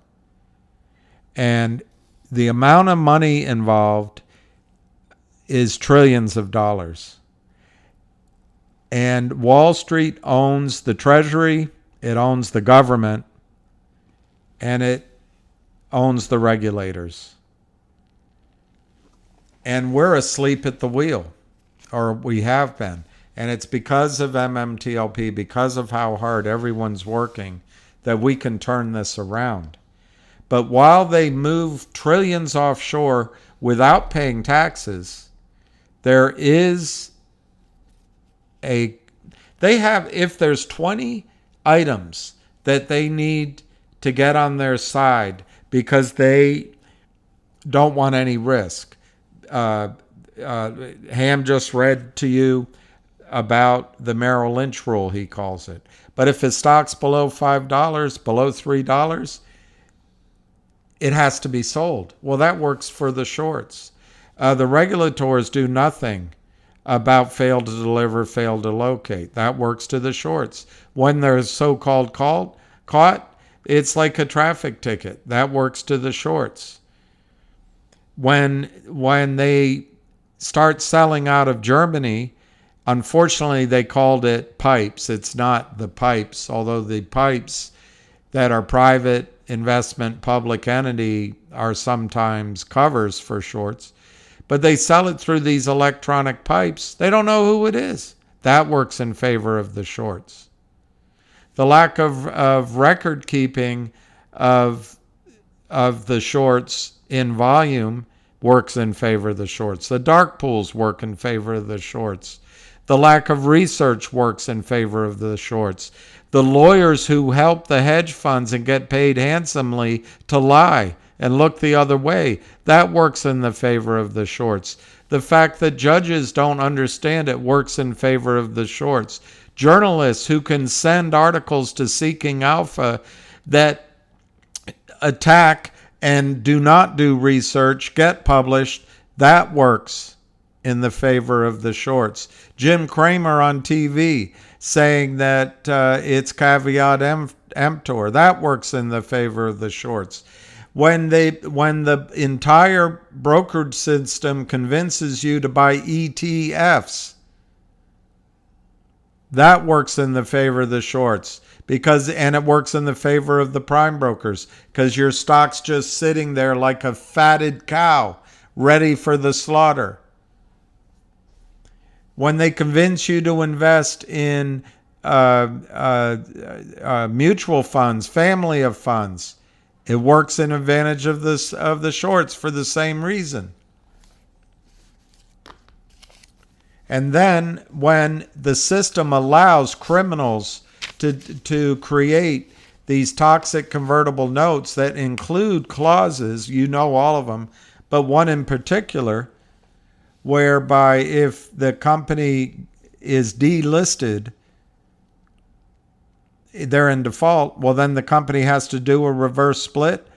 95% of the money that's held at the prime broker can be released after the reverse split and sent anywhere in the world without paying taxes on that profit. That works in the advantage of the shorts. The fact that there's no money makers market makers anymore. They're just set up to steal. That works in the advantage of the shorts. The fact there's no trading desks anymore. That works in the advantage of the shorts.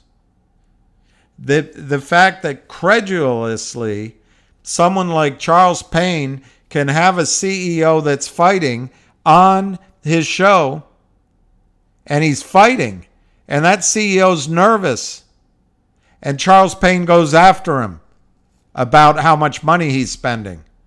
That works in the advantage of the shorts. And then when you have on space calls and on other calls, particularly in the specific example of MMTLP, the focus on one ill thought out, ill conceived solution, that works in advantage of the shorts. Everything works in the advantage of the shorts except for one thing: ham. They didn't count on ham. And then they didn't count on you. They didn't count on you.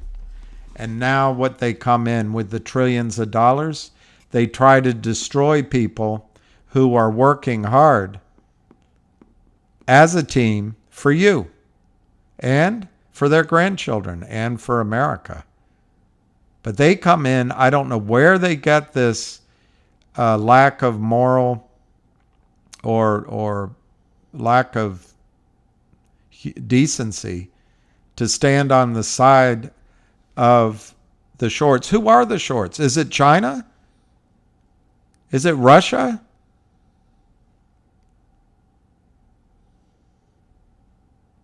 Is it Merrill Lynch with an offshore? Is it just the elite of this world who have yachts bigger than battleships? Are they just taking as much as they can get before the game is over? What is going on? It is massive, and it's a threat to the United States. I watched it, particularly in retrospect, I watched it destroy the oil and gas industry, in my opinion. It took away the ability to raise capital for oil and gas. Maybe that was the intention, but it's done it. It's also done it for, as Ham points out, cancer companies. It's done it for technologies in the EV space. Is this what we want in America? But in our spaces and in our calls, there's active pushing to destroy people who, as far as I can tell, saw a wrong and wanted to right it. Saw a crime and wanted to stop it.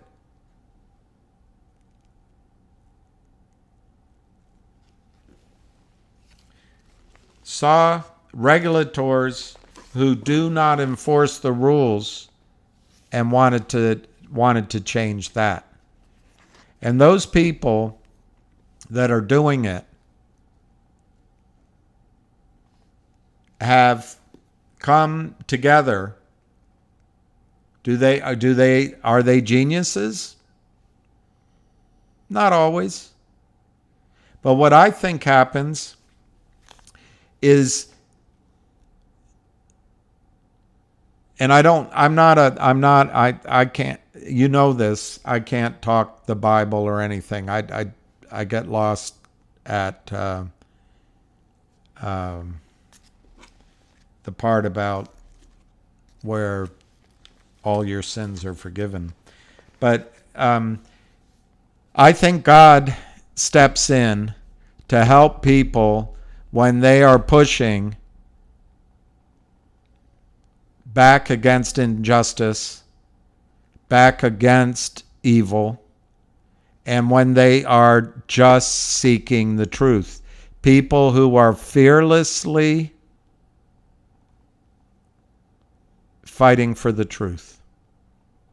And into these communities come people. Someone called me a shill. A shill for whom?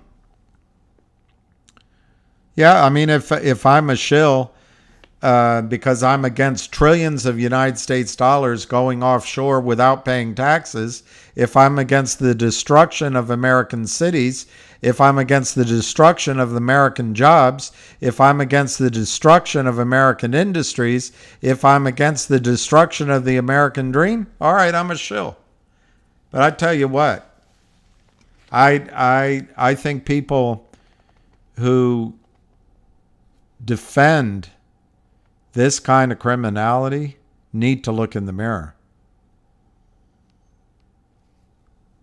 I'm not anybody but just a person. So I can't judge another, but I can judge actions, and I can call out what I consider to be evil when I see it. But it doesn't mean that that person who is committing what I think are evil acts is an evil person. There's still time to reclaim your humanity, to maybe look at it differently. But I cannot understand why anyone would defend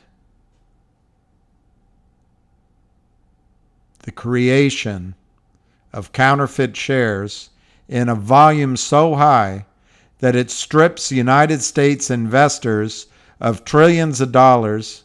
It destroys United States companies, and it leaves the United States weak. The only thing I can think is for money. Well, I hope your pieces of silver reward you handsomely. But until then, I'm going to stand on the side of people like Anna, Busy Brands, Pecos Bill, Jennifer, KYP, Black Bezos, if I said it the right way. All of you guys, Chuck Donald having his birthday today, Ham, the GTII Army, the CEOs that are fighting.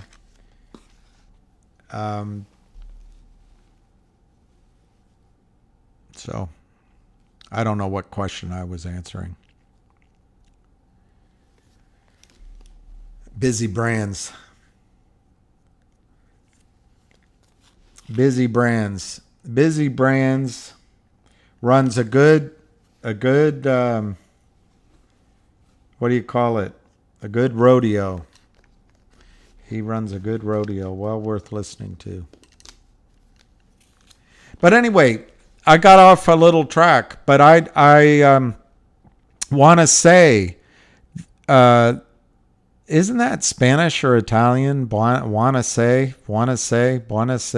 Anyway, I just want to point out that right now, in front of you, is finger motion. There's a lot of stocks people threw up tonight, and I'm sure they're right. I'm sure the stock Frank Benedetto is recommending, apparently he's going to have a press release tomorrow. I'm sure that's going to be a great play. I'm trying to remember the other ones. I wrote some of them down. I got all that. And I'm sure GTII is going to run. And I'm highly confident that MMTLP is going to reward people. Although I just think we have to, it might be in a different way than what's being pushed. But anyway, the market's giving us right now finger. Why do I think so? Because I don't know if I have that letter right in front of me, but I've shown it to you so many times. The letter of August 1, where they essentially withdrew the S3. S3 or S4 or S1. Anyway, they withdrew the registration statement and they fired basically Lind Partners and Benchmark Capital and whoever they represent. You know, the big forces behind there. And now it's been over 30 days. And everybody's coming back from the long vacation. I think let me put it this way. If finger doesn't move now, I don't know when it's going to move. And I'm going to divide move into two parts. I think part of the move is it's going to go up this week and next week. And then the second part of the move is it's going to have a short covering squeeze, I think. I mean, obviously, nobody has a crystal ball. That could happen this week. Or you get it, you get the stock moving to a new level. The shorts fight it for a while, and it's in October, maybe November, but October I think is all you need. And then you see a big short squeeze. So if you're playing options, calls, and I have, we have to be nimble over the next 2 weeks. If you're establishing a new position in calls, which I'm not saying you should do, it might be just better to buy the stock. It's only $5. But if you're establishing a new position in calls and finger, I'll tell you what, it's not really worth looking right now, but tomorrow we could look. But the premium, for example, pick one, on the September 10s might be, how about the September 8s? It might be 55 cents. On the October 8s, it's probably $1.35.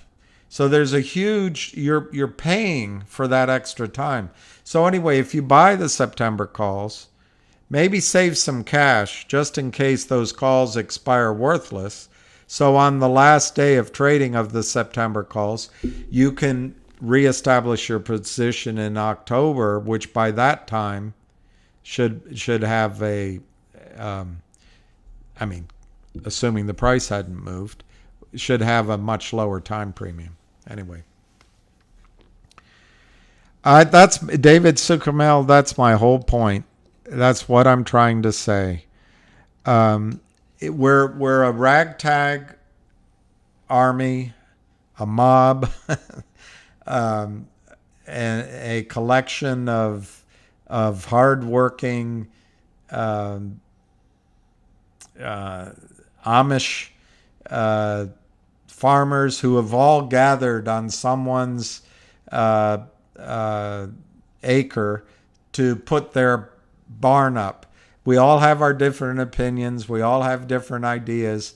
But in this, I just highly encourage you, for your own sake, and I think for the broader sake, let's see, because there's no guarantees, but let's just see if Finger is the trade this week and next week. Let's just see.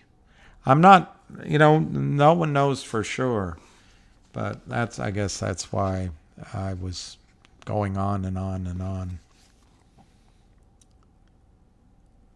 Yeah, busy space calls are, if I picked one word out of maybe three, they're respectful. They're always respectful, and that's how it should be. And because of that, there's a lot of integrity in those calls.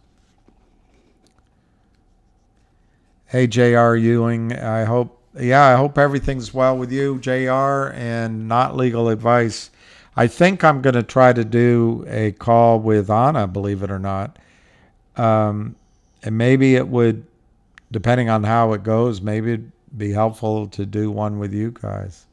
Did Ham go to Puerto Rico to meet with the person who knows Jeffries Co.? I do not think he has gone to Puerto Rico yet, but I think he is going, and I'd love to go, but I think he may be going within 2 weeks. I don't think he went to the Hamptons, but I'm not sure about that. So don't if I'm wrong, because he had his trip down and back from Florida.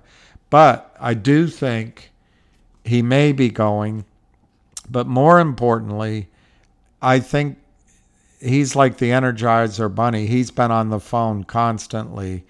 I think Friday's trading in Finger was very powerful.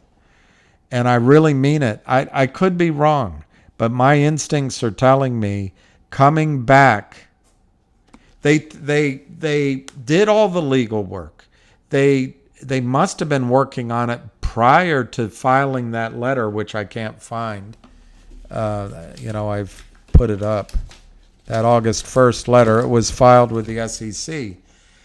So I just think, to the extent that things were put on hold by vacations, by needing maybe 30 days after filing that letter, by maybe any kind of due diligence that needed to happen, by late night meetings, by flying into New York, which we all heard about, all of that stuff is over with. And there's a couple of times, at least when I was on Wall Street, that the focus really gets intense. Sort of January. I mean, that you got to get over the New Year's Eve and all that. But people wanted to have a good January. And the other time is they come back and they go back to school. It's September. It's time to finish the year strongly. And so I really emphasize that I think Finger is going to, I got to use a different word, could be a major focus over the next 2, 3, 4 weeks. Unfortunately, that's going to apply to other stocks like Frank stock or like I'm looking at these. There's several other names. It could apply to other stocks, but with Finger, we have Ham. The people in the company seem to be moving in in their direction, but it's our mutual interest. And, the company's earnings are going to be powerful. And end of September, beginning of October is when they're expected. I just think, the serve might come at us at 141 miles per hour, and we got to be ready to hit the ball. And you know, that's a good point, Frank. If Finger works, we can start all of these stocks, all of them, we can sprinkle on. And maybe we can take some money off the table. And you know what else? Maybe, just maybe, we can find an honest journalist out there or an honest regulator. My vote goes to Gerber Grewal. I can't say his name properly. Or maybe we can find a back office that says, you know what? This isn't how it's supposed to be. And so there'll be no better proof than winning. There'll be no better proof than winning. And they won't be able to deny it, I don't think. All right. Lou is in Puerto Rico? Well, Lou is Puerto Rican, I think.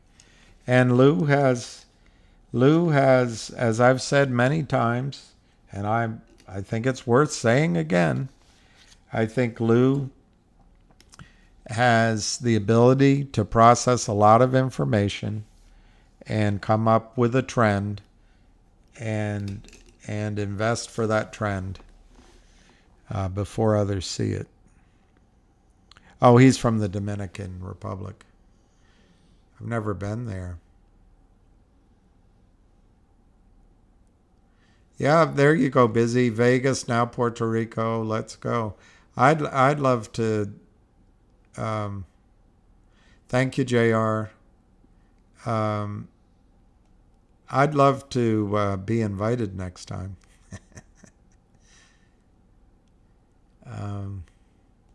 All right, I don't want to keep everybody too late. I'm just seeing if there's any questions after my disquisition, which was a little presumptuous of me. All right, it's 8:32. I'll just see if there's some questions. Otherwise, I might end it because... Oh, by the way, Ace did a great call with Ham the other night, and we had some fun with that. But I also would add Ace to one of the people who I admire for his abilities and his constancy, his the word I've taken to using is that he's not flappable. He's unflappable. I, on the other hand, am quite flappable. What do you think it could go to tomorrow? Well, I think I debate that. And I'm nervous about it because whilst, for those of you from overseas, whilst Ham says 9 days is a long time, I'm like, that's so short. But I think what will happen with Finger tomorrow, and you're really, this is a projection, not a promise. But I think that the bad guys are going to try to sell it off starting from either 4 a.m. or 4:30 a.m., whenever the pre-market is. And I think they'll try to sell it off. And they're going to come out all guns a-blazing. What I can't figure out is, this is just me, after talking to some people, but I hear both sides of this, so I'm coming down on my side.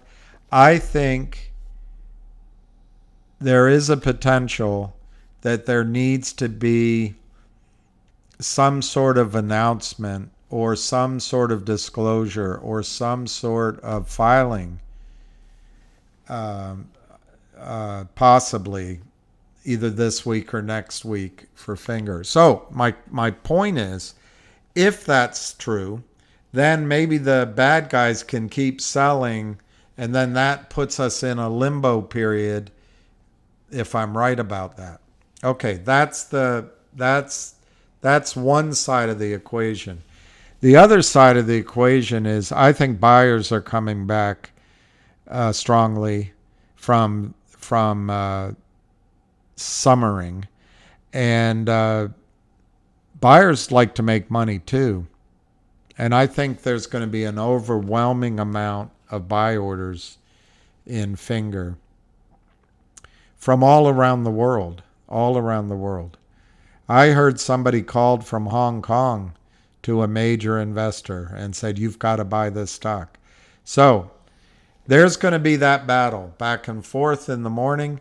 But my prediction is by sheer pressure, the buyers are going to win in the morning. So your question is, how high could it go tomorrow?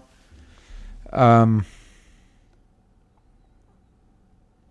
think first they're going to try to get it under 5 or spike it under 5. They're not very imaginative. They only have one thing they can try to do, and they'll try to do that. So you might see a bit of a pullback. And the question is, how long? Is it before the market? Does it go on for a couple of hours, couple of days? I'll give you my answer. I don't think it goes on long at all.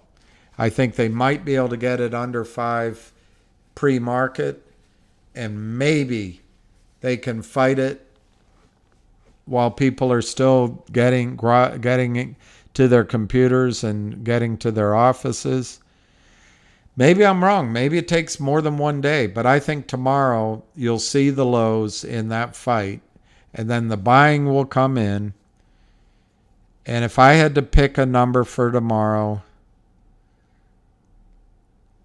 I'd say somewhere between $5.50 and $6. I don't have my chart here that I did last week,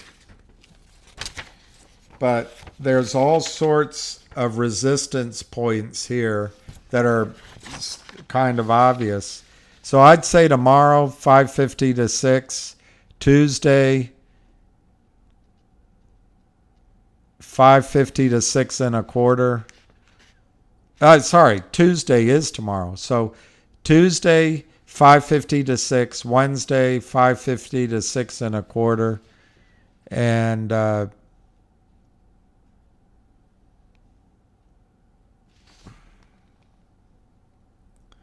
I'll say Thursday, 6.5 to 7, and I'll say Friday, $8. That's my prediction. Should I write it down? Because it's almost certainly going to be wrong. But that'll be my prediction for what is the news on finger. I don't know of any news on finger. I have a bunch of press releases down on the floor next to me, but I won't bore you by going over them. But Bunny, finger, when I first heard about the story, had either I think it was as low as 2 million shares short, and it went as high as 4 million, and then it was 6 million shares short. The stock ran to $17. And the stock had 3 main engines. It ran to 17, and they pushed it back down, the bad guys. And then it ran to $9 or $10, and right at the same time when everyone went to another stock, the coincidences, I don't find it coincidental, and that's my problem. I don't find it coincidental what happened. But let's get past it. But they drove finger from $9 down to under $1. But it was 105 or 104 million shares they sold in the span of 10 days. Business days. Unbelievable. It's never been covered as far as I can see. It couldn't be borrowed, and it couldn't be located. So it was the bad guys doing it. Now, the short position is 166 million shares. 166 million. Well, there's a guy that I talk to all the time that used to work at the American Stock Exchange. He says there is no way there is that big a short position in Finger. They obviously covered. Well, I don't see any covering. I have to take exception with him from that. I don't see any covering. Well, they're obviously covering them, moving the share. I don't even see the hiccup where the covering happens in the day.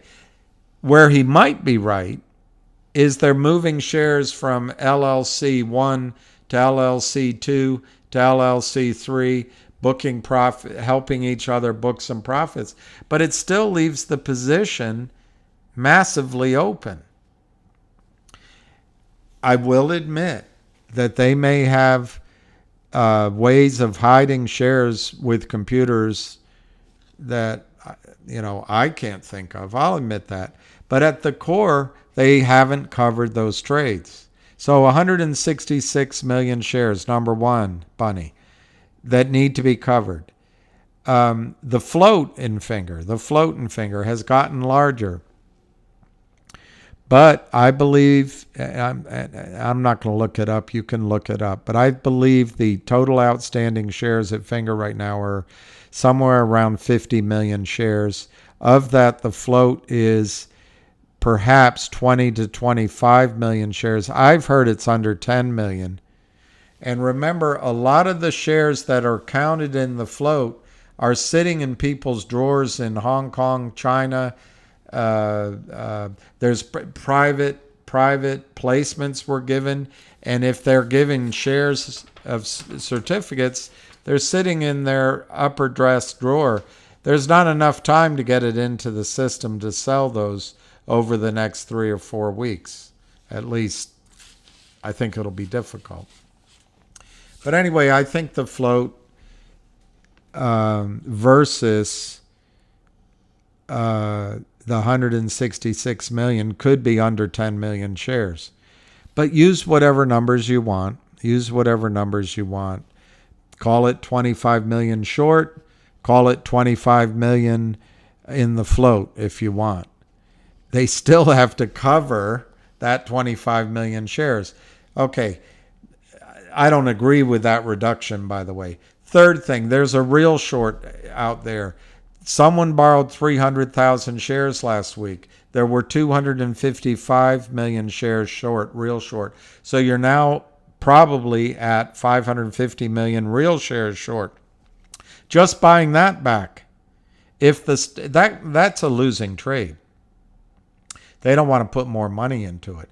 But if the stock were to go to 6, 7, 8, just buying that back could make the stock go to $15. Especially when they stop selling as they're buying it back. That's number 3. Number 4, there are no sellers in the stock. There are no sellers in the stock, Bunny. None. At these prices. Probably won't be at significantly higher prices either. It's number 4. Number 5, there's a lot of people buying calls. Last week, somebody bought 5,000 or 6,000 calls in September. For September. What does it mean? I don't know. But those are usually signs somebody knows something. But they also can cause gamma squeezes. That was 5. Number 6. If you go, Bunny, you can go on fingermotion.com and you can watch videos. You can go on YouTube and search. Or you can go to the last... it's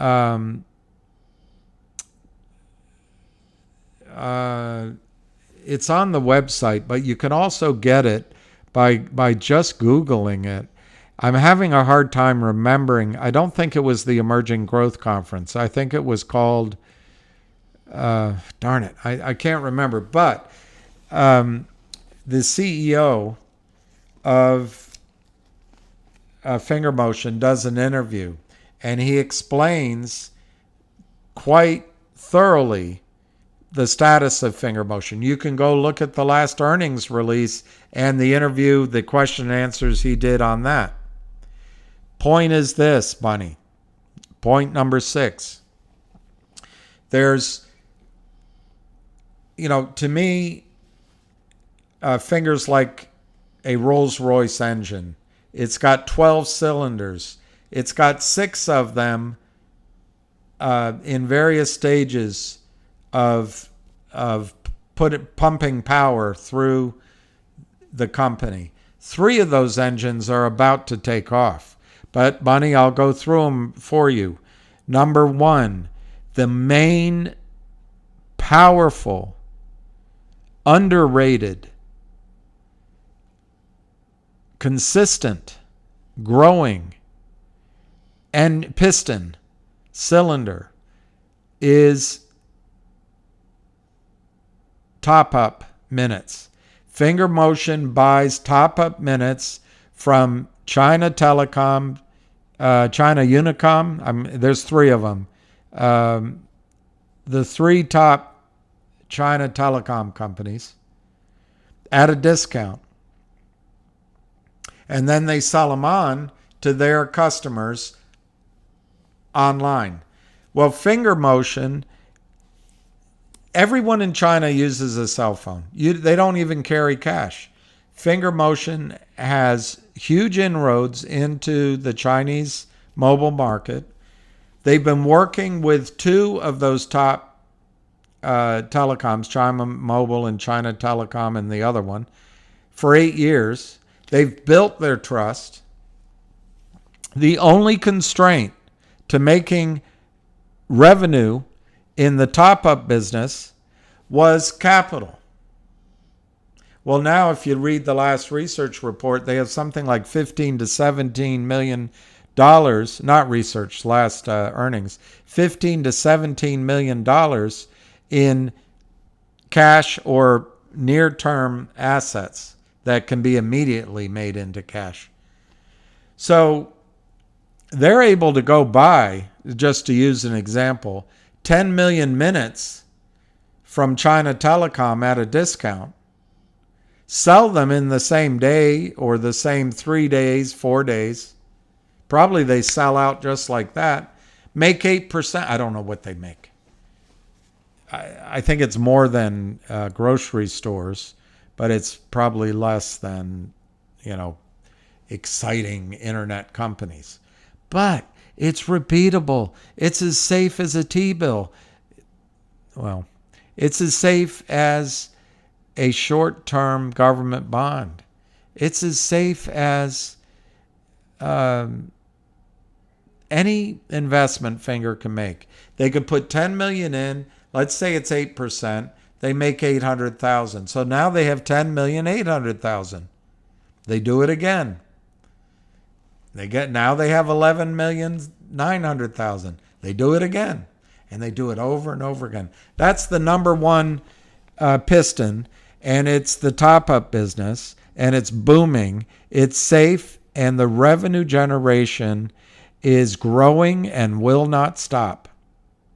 They finally are over that hurdle.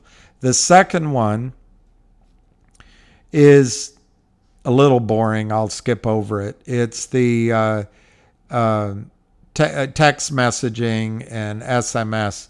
I'm skipping. It's the same category as the top-up business. It's repetitive. It's growing. But I'm going to skip over it.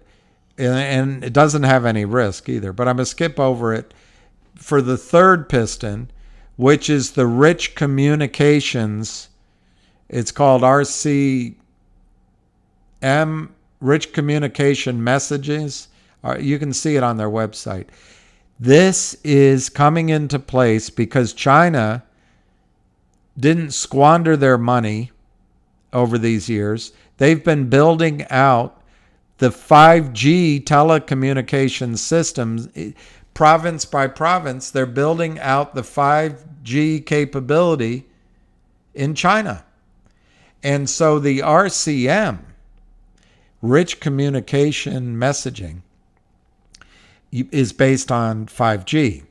And so the phone becomes the place where companies can send videos, advertisements, and others in massive digital data, and it can be received. This is huge, and it's happening right now. 5G is rolling out. They've built this out, and this is going to be an enormous revenue, safe revenue source for Finger. Number 4 is something they call Sapientus. They created their big data division. Think of Snow, S-N-O-W, a stock that came public and went to the moon. It went to the stratosphere. It's now still flying high, but not quite as high. But big data, they are able to glean the data off of the phones, off of the plans, and they are able to provide data insights primarily to insurance companies. So this is huge. They set up a separate division. This, all on its own, could be a massive company. Well, it rolls right into the 5th piston, which is the insurance companies. They have contracts with Munich Re, Pacific Re, and there's one other I'll talk about in a second. But they set up a lab, a scientific building, a laboratory. They have scientists who they're working with from Munich Re, from Pacific Re, designing, using the data and designing the life insurance, the home insurance, the car insurance, and etc. Designing products which are mature in the United States, which are mature in Europe, and which exist in China, but they're not mature. This is the world's biggest economy, depending on how you look at it. Certainly, it is an economy which has over 1 billion people. Finger is venture capital, angel round valuations, getting into this insurance and reinsurance business, which is going to grow like a weed, and it hasn't matured yet. This is huge. Sapientus. And the final piston that's going is Finger is taking advantage of 5G, the rollout of 5G. They entered into a contract with, I think, the world's biggest insurance company, providing Apple Care, for lack of a term, giving replacement or repair value to your phones. The warranty that you buy. In the United States, when we go in to get a phone, we can choose it or not choose it. In China, there's no choice. Everybody has to buy this app, for lack of a better term, Apple Care. Well, anyway, the insurance company they've aligned with is either the number 1 in the world or number 1 out of the United States for this warranty Apple Care insurance. Well, that's being rolled out now. And that's going to be, they're going to get 25% just for putting the buyer of the phone, the buyer of the plan, together with the insurance company. They get 25% of the annual, however it's paid, annual fee. 25%. Imagine on over 1 billion phones. They won't have all 1 billion at a start. Those are the 6 pistons that are coming. China is just gotten out of its COVID lockdown. And they gave their earnings last time, Bunny. If you listen to the interview, Martin says that the goal, well, that's how I interpreted what he said. The goal of the revenue for the quarter was 10 million. They pushed revenue through to 12 million while the COVID lockdown was going. Imagine now that the country's returning to work. Imagine the earnings report, and that happened halfway through last quarter. Imagine the earnings report they're going to put out at the end of September, beginning of October. Those are the news pieces, Bunny, that I can put together. There seems to be, this is speculation, a lot of buyers in Finger over the last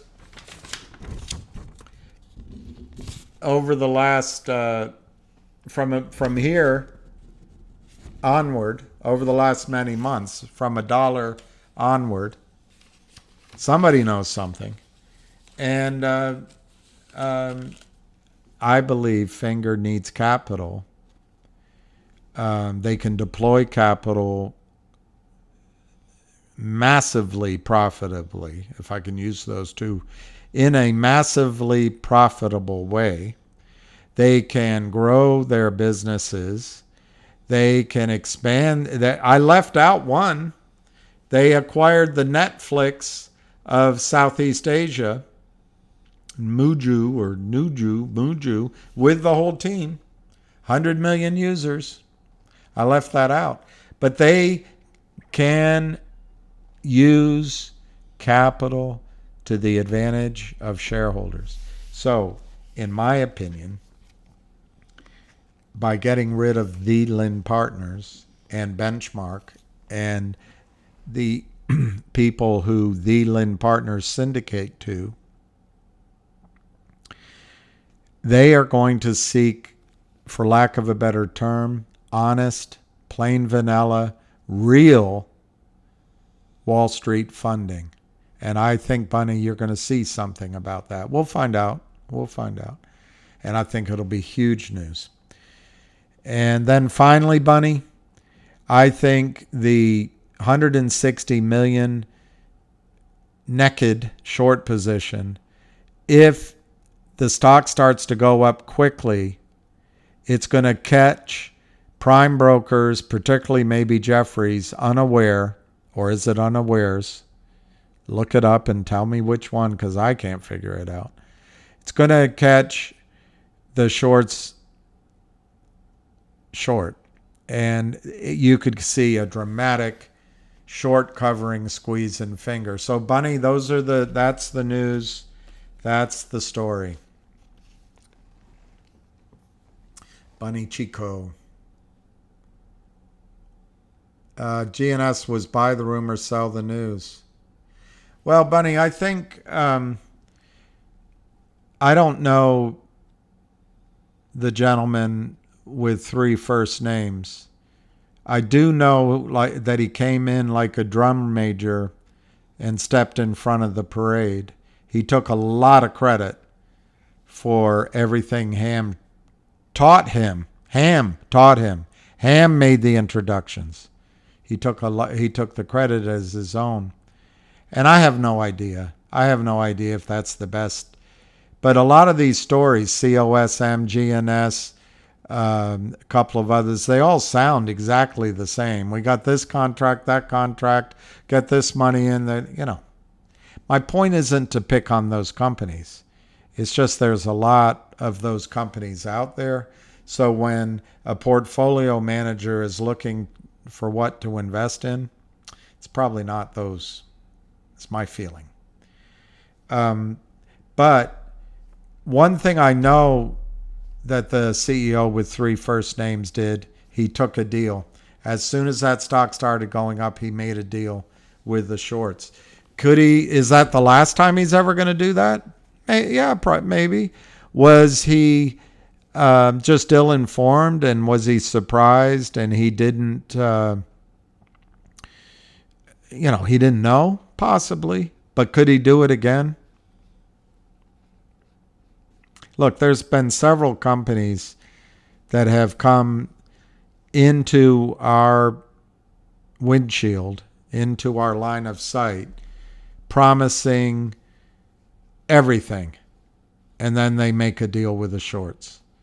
Is that a distraction that's innocent? Probably. Is it a group of CEOs that suddenly find out that there's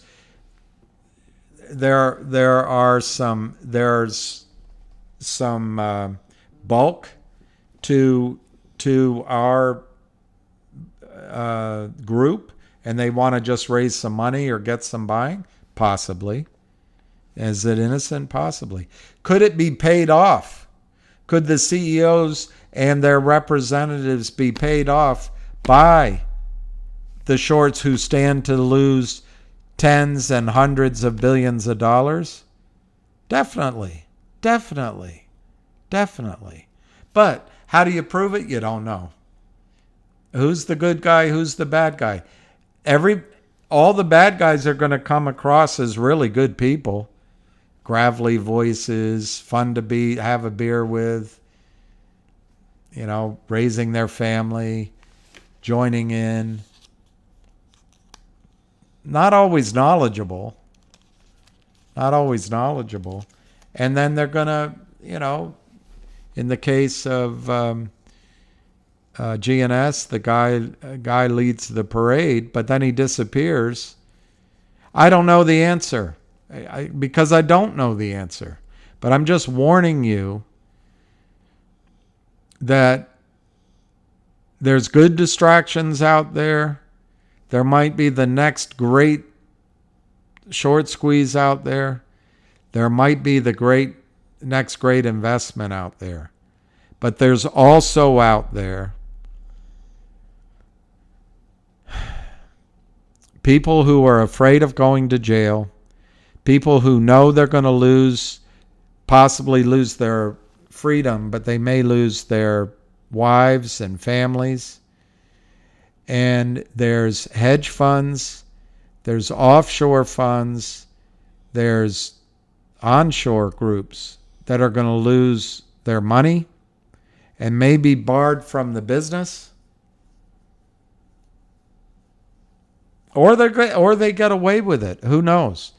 All they're looking at the time when, in my judgment, GTII was squeezing a year ago, they were down $1 billion.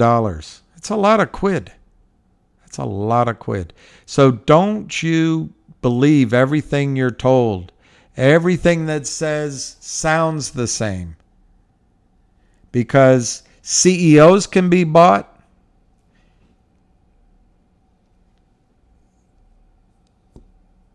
The people that work for the company to interface with investors can be bought. People that come tell you about a stock can be bought in a bad way. I don't begrudge people, making deals and getting paid as long as they're have your interests in heart. And I also understand there's a gray area. They have to represent the company. They have to represent you. If they can handle that, great. But I'm just telling you, there are people out there who are bought by these criminals who are going to lose their livelihood and maybe their freedom. So I don't know what to say about GNS. I don't know enough about it. I do think the guy is fighting. Ham tells me Frank Benedetto is fighting very hard. I don't know anything about this company, ASRE, but apparently Ham just said they're fighting really hard. And there's others. I can't think of the others. So please, don't take anything I say as discouragement. Invest in them.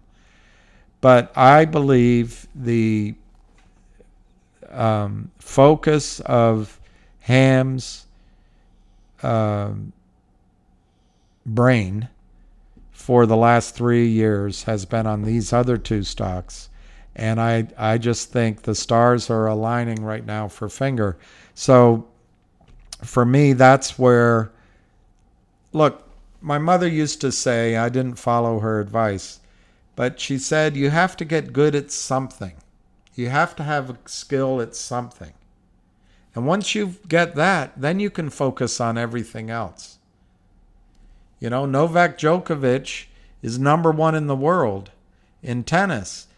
Once he achieves all that, he can focus on his political views, on his charities, but he has to get that one thing first. And I think Finger right now is the one thing. In 2 weeks, it might not be Finger. But anyway, GNS, that's all I have to say about it. Your wife is going to be more pissed off. She hates it when I make money.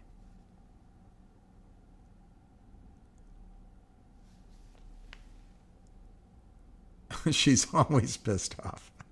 I see. Well, how do you think the Wells notice to George and John effect? How do I think the Wells notice to George and John effect the outcome of the MMTLP issue? Well, I don't think they will effect the outcome. But I think that's a typo. You mean affect. How do they affect?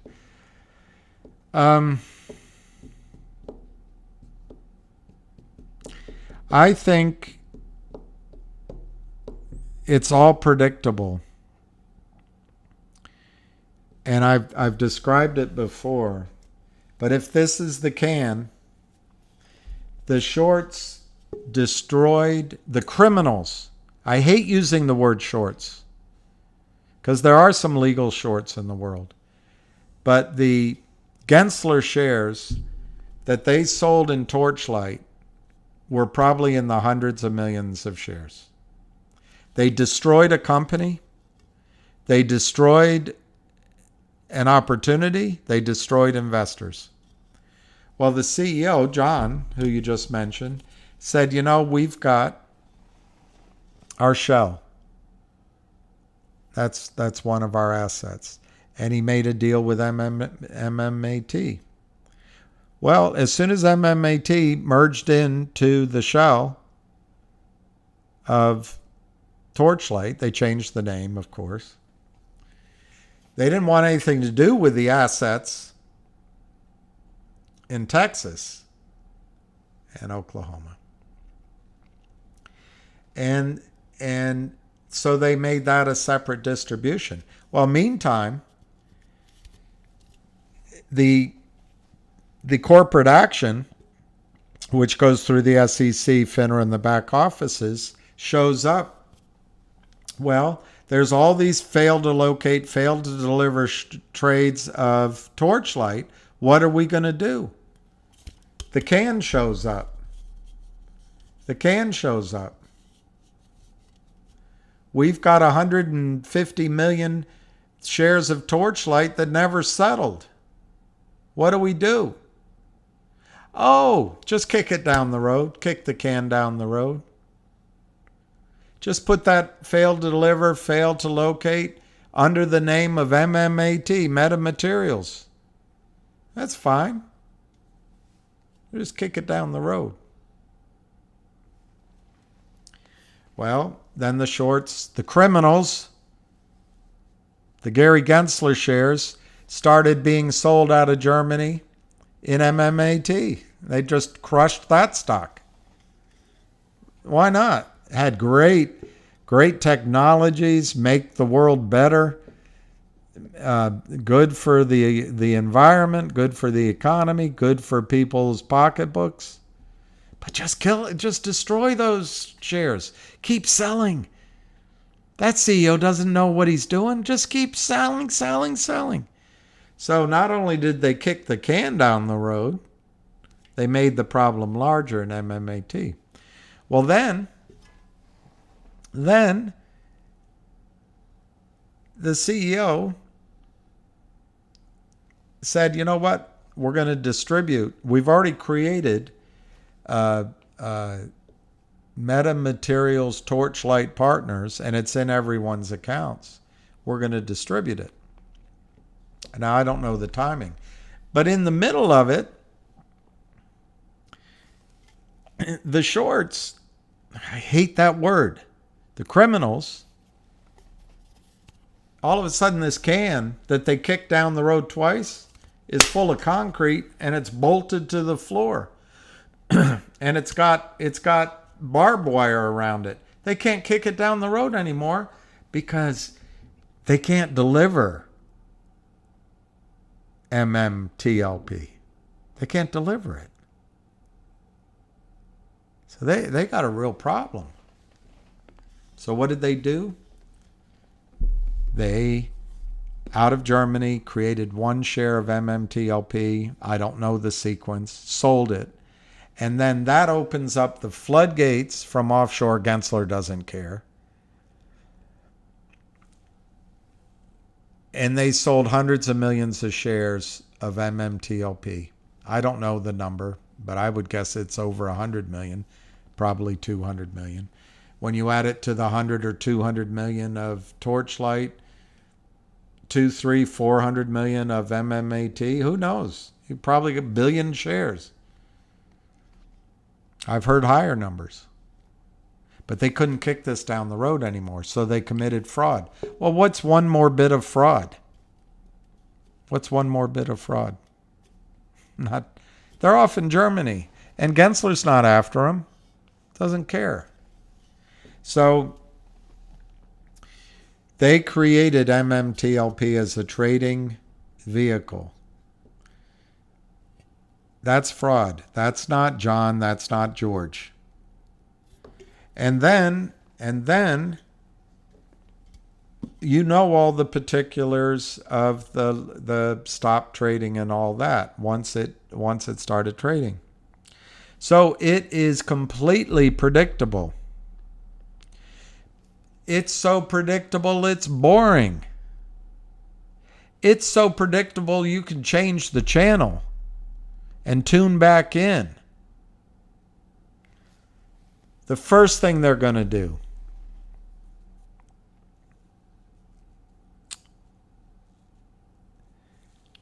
I guess maybe it's the stop trading. Okay, I'll add that in.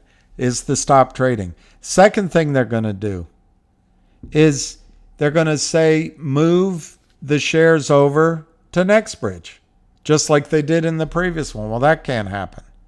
Then they're going to say they're going to get Professor Angel and Jim Cramer to say caveat emptor. Those were just, they should have known. Then they're going to say those are just greedy people trying to get a short squeeze. They're just greedy. All those criminals for 8 years selling 1 billion shares that didn't exist, they weren't greedy.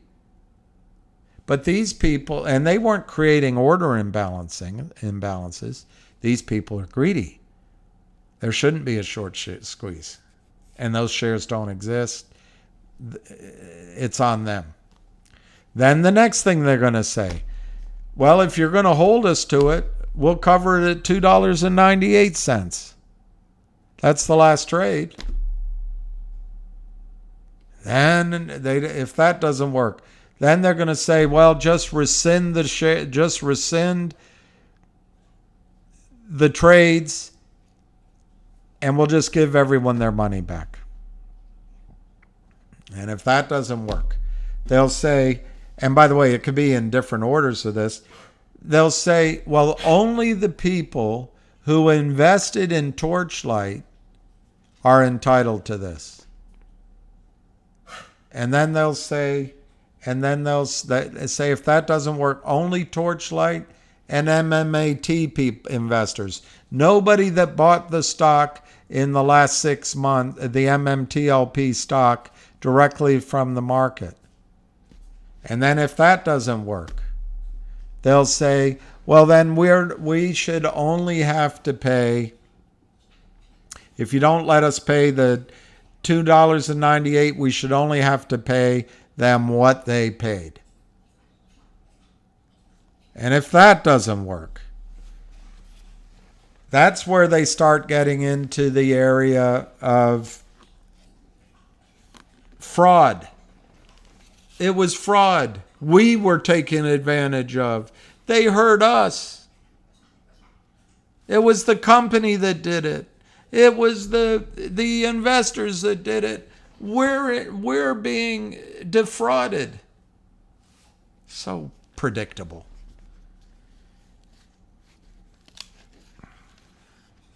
And then they'll just try to drag it out.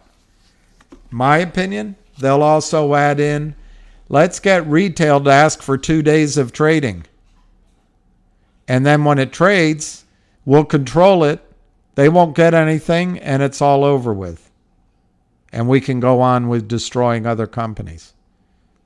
I think you can add that in there. It's all predictable. What you have going on your side of the table is you've got 5 of the wealthiest shareholders on your side, and they're not going to let it happen.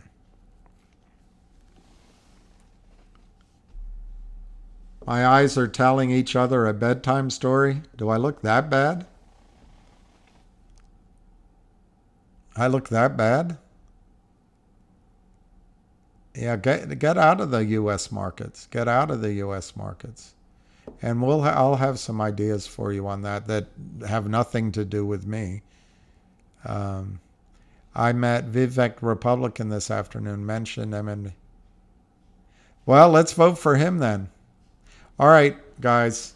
Thank you, Abdul Razik. I guess I'll end it there since I'm telling bedtime stories to each eyeball.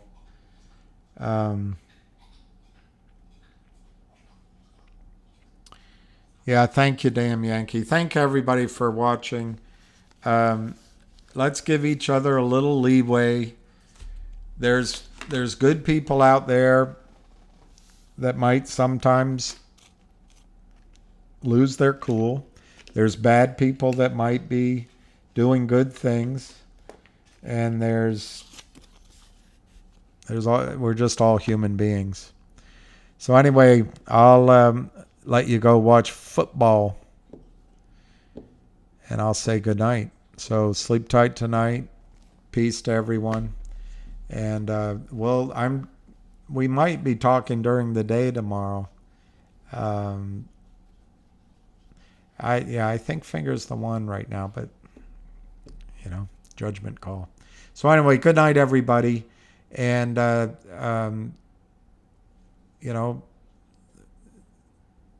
get up early. Be ready, but who knows? Who knows?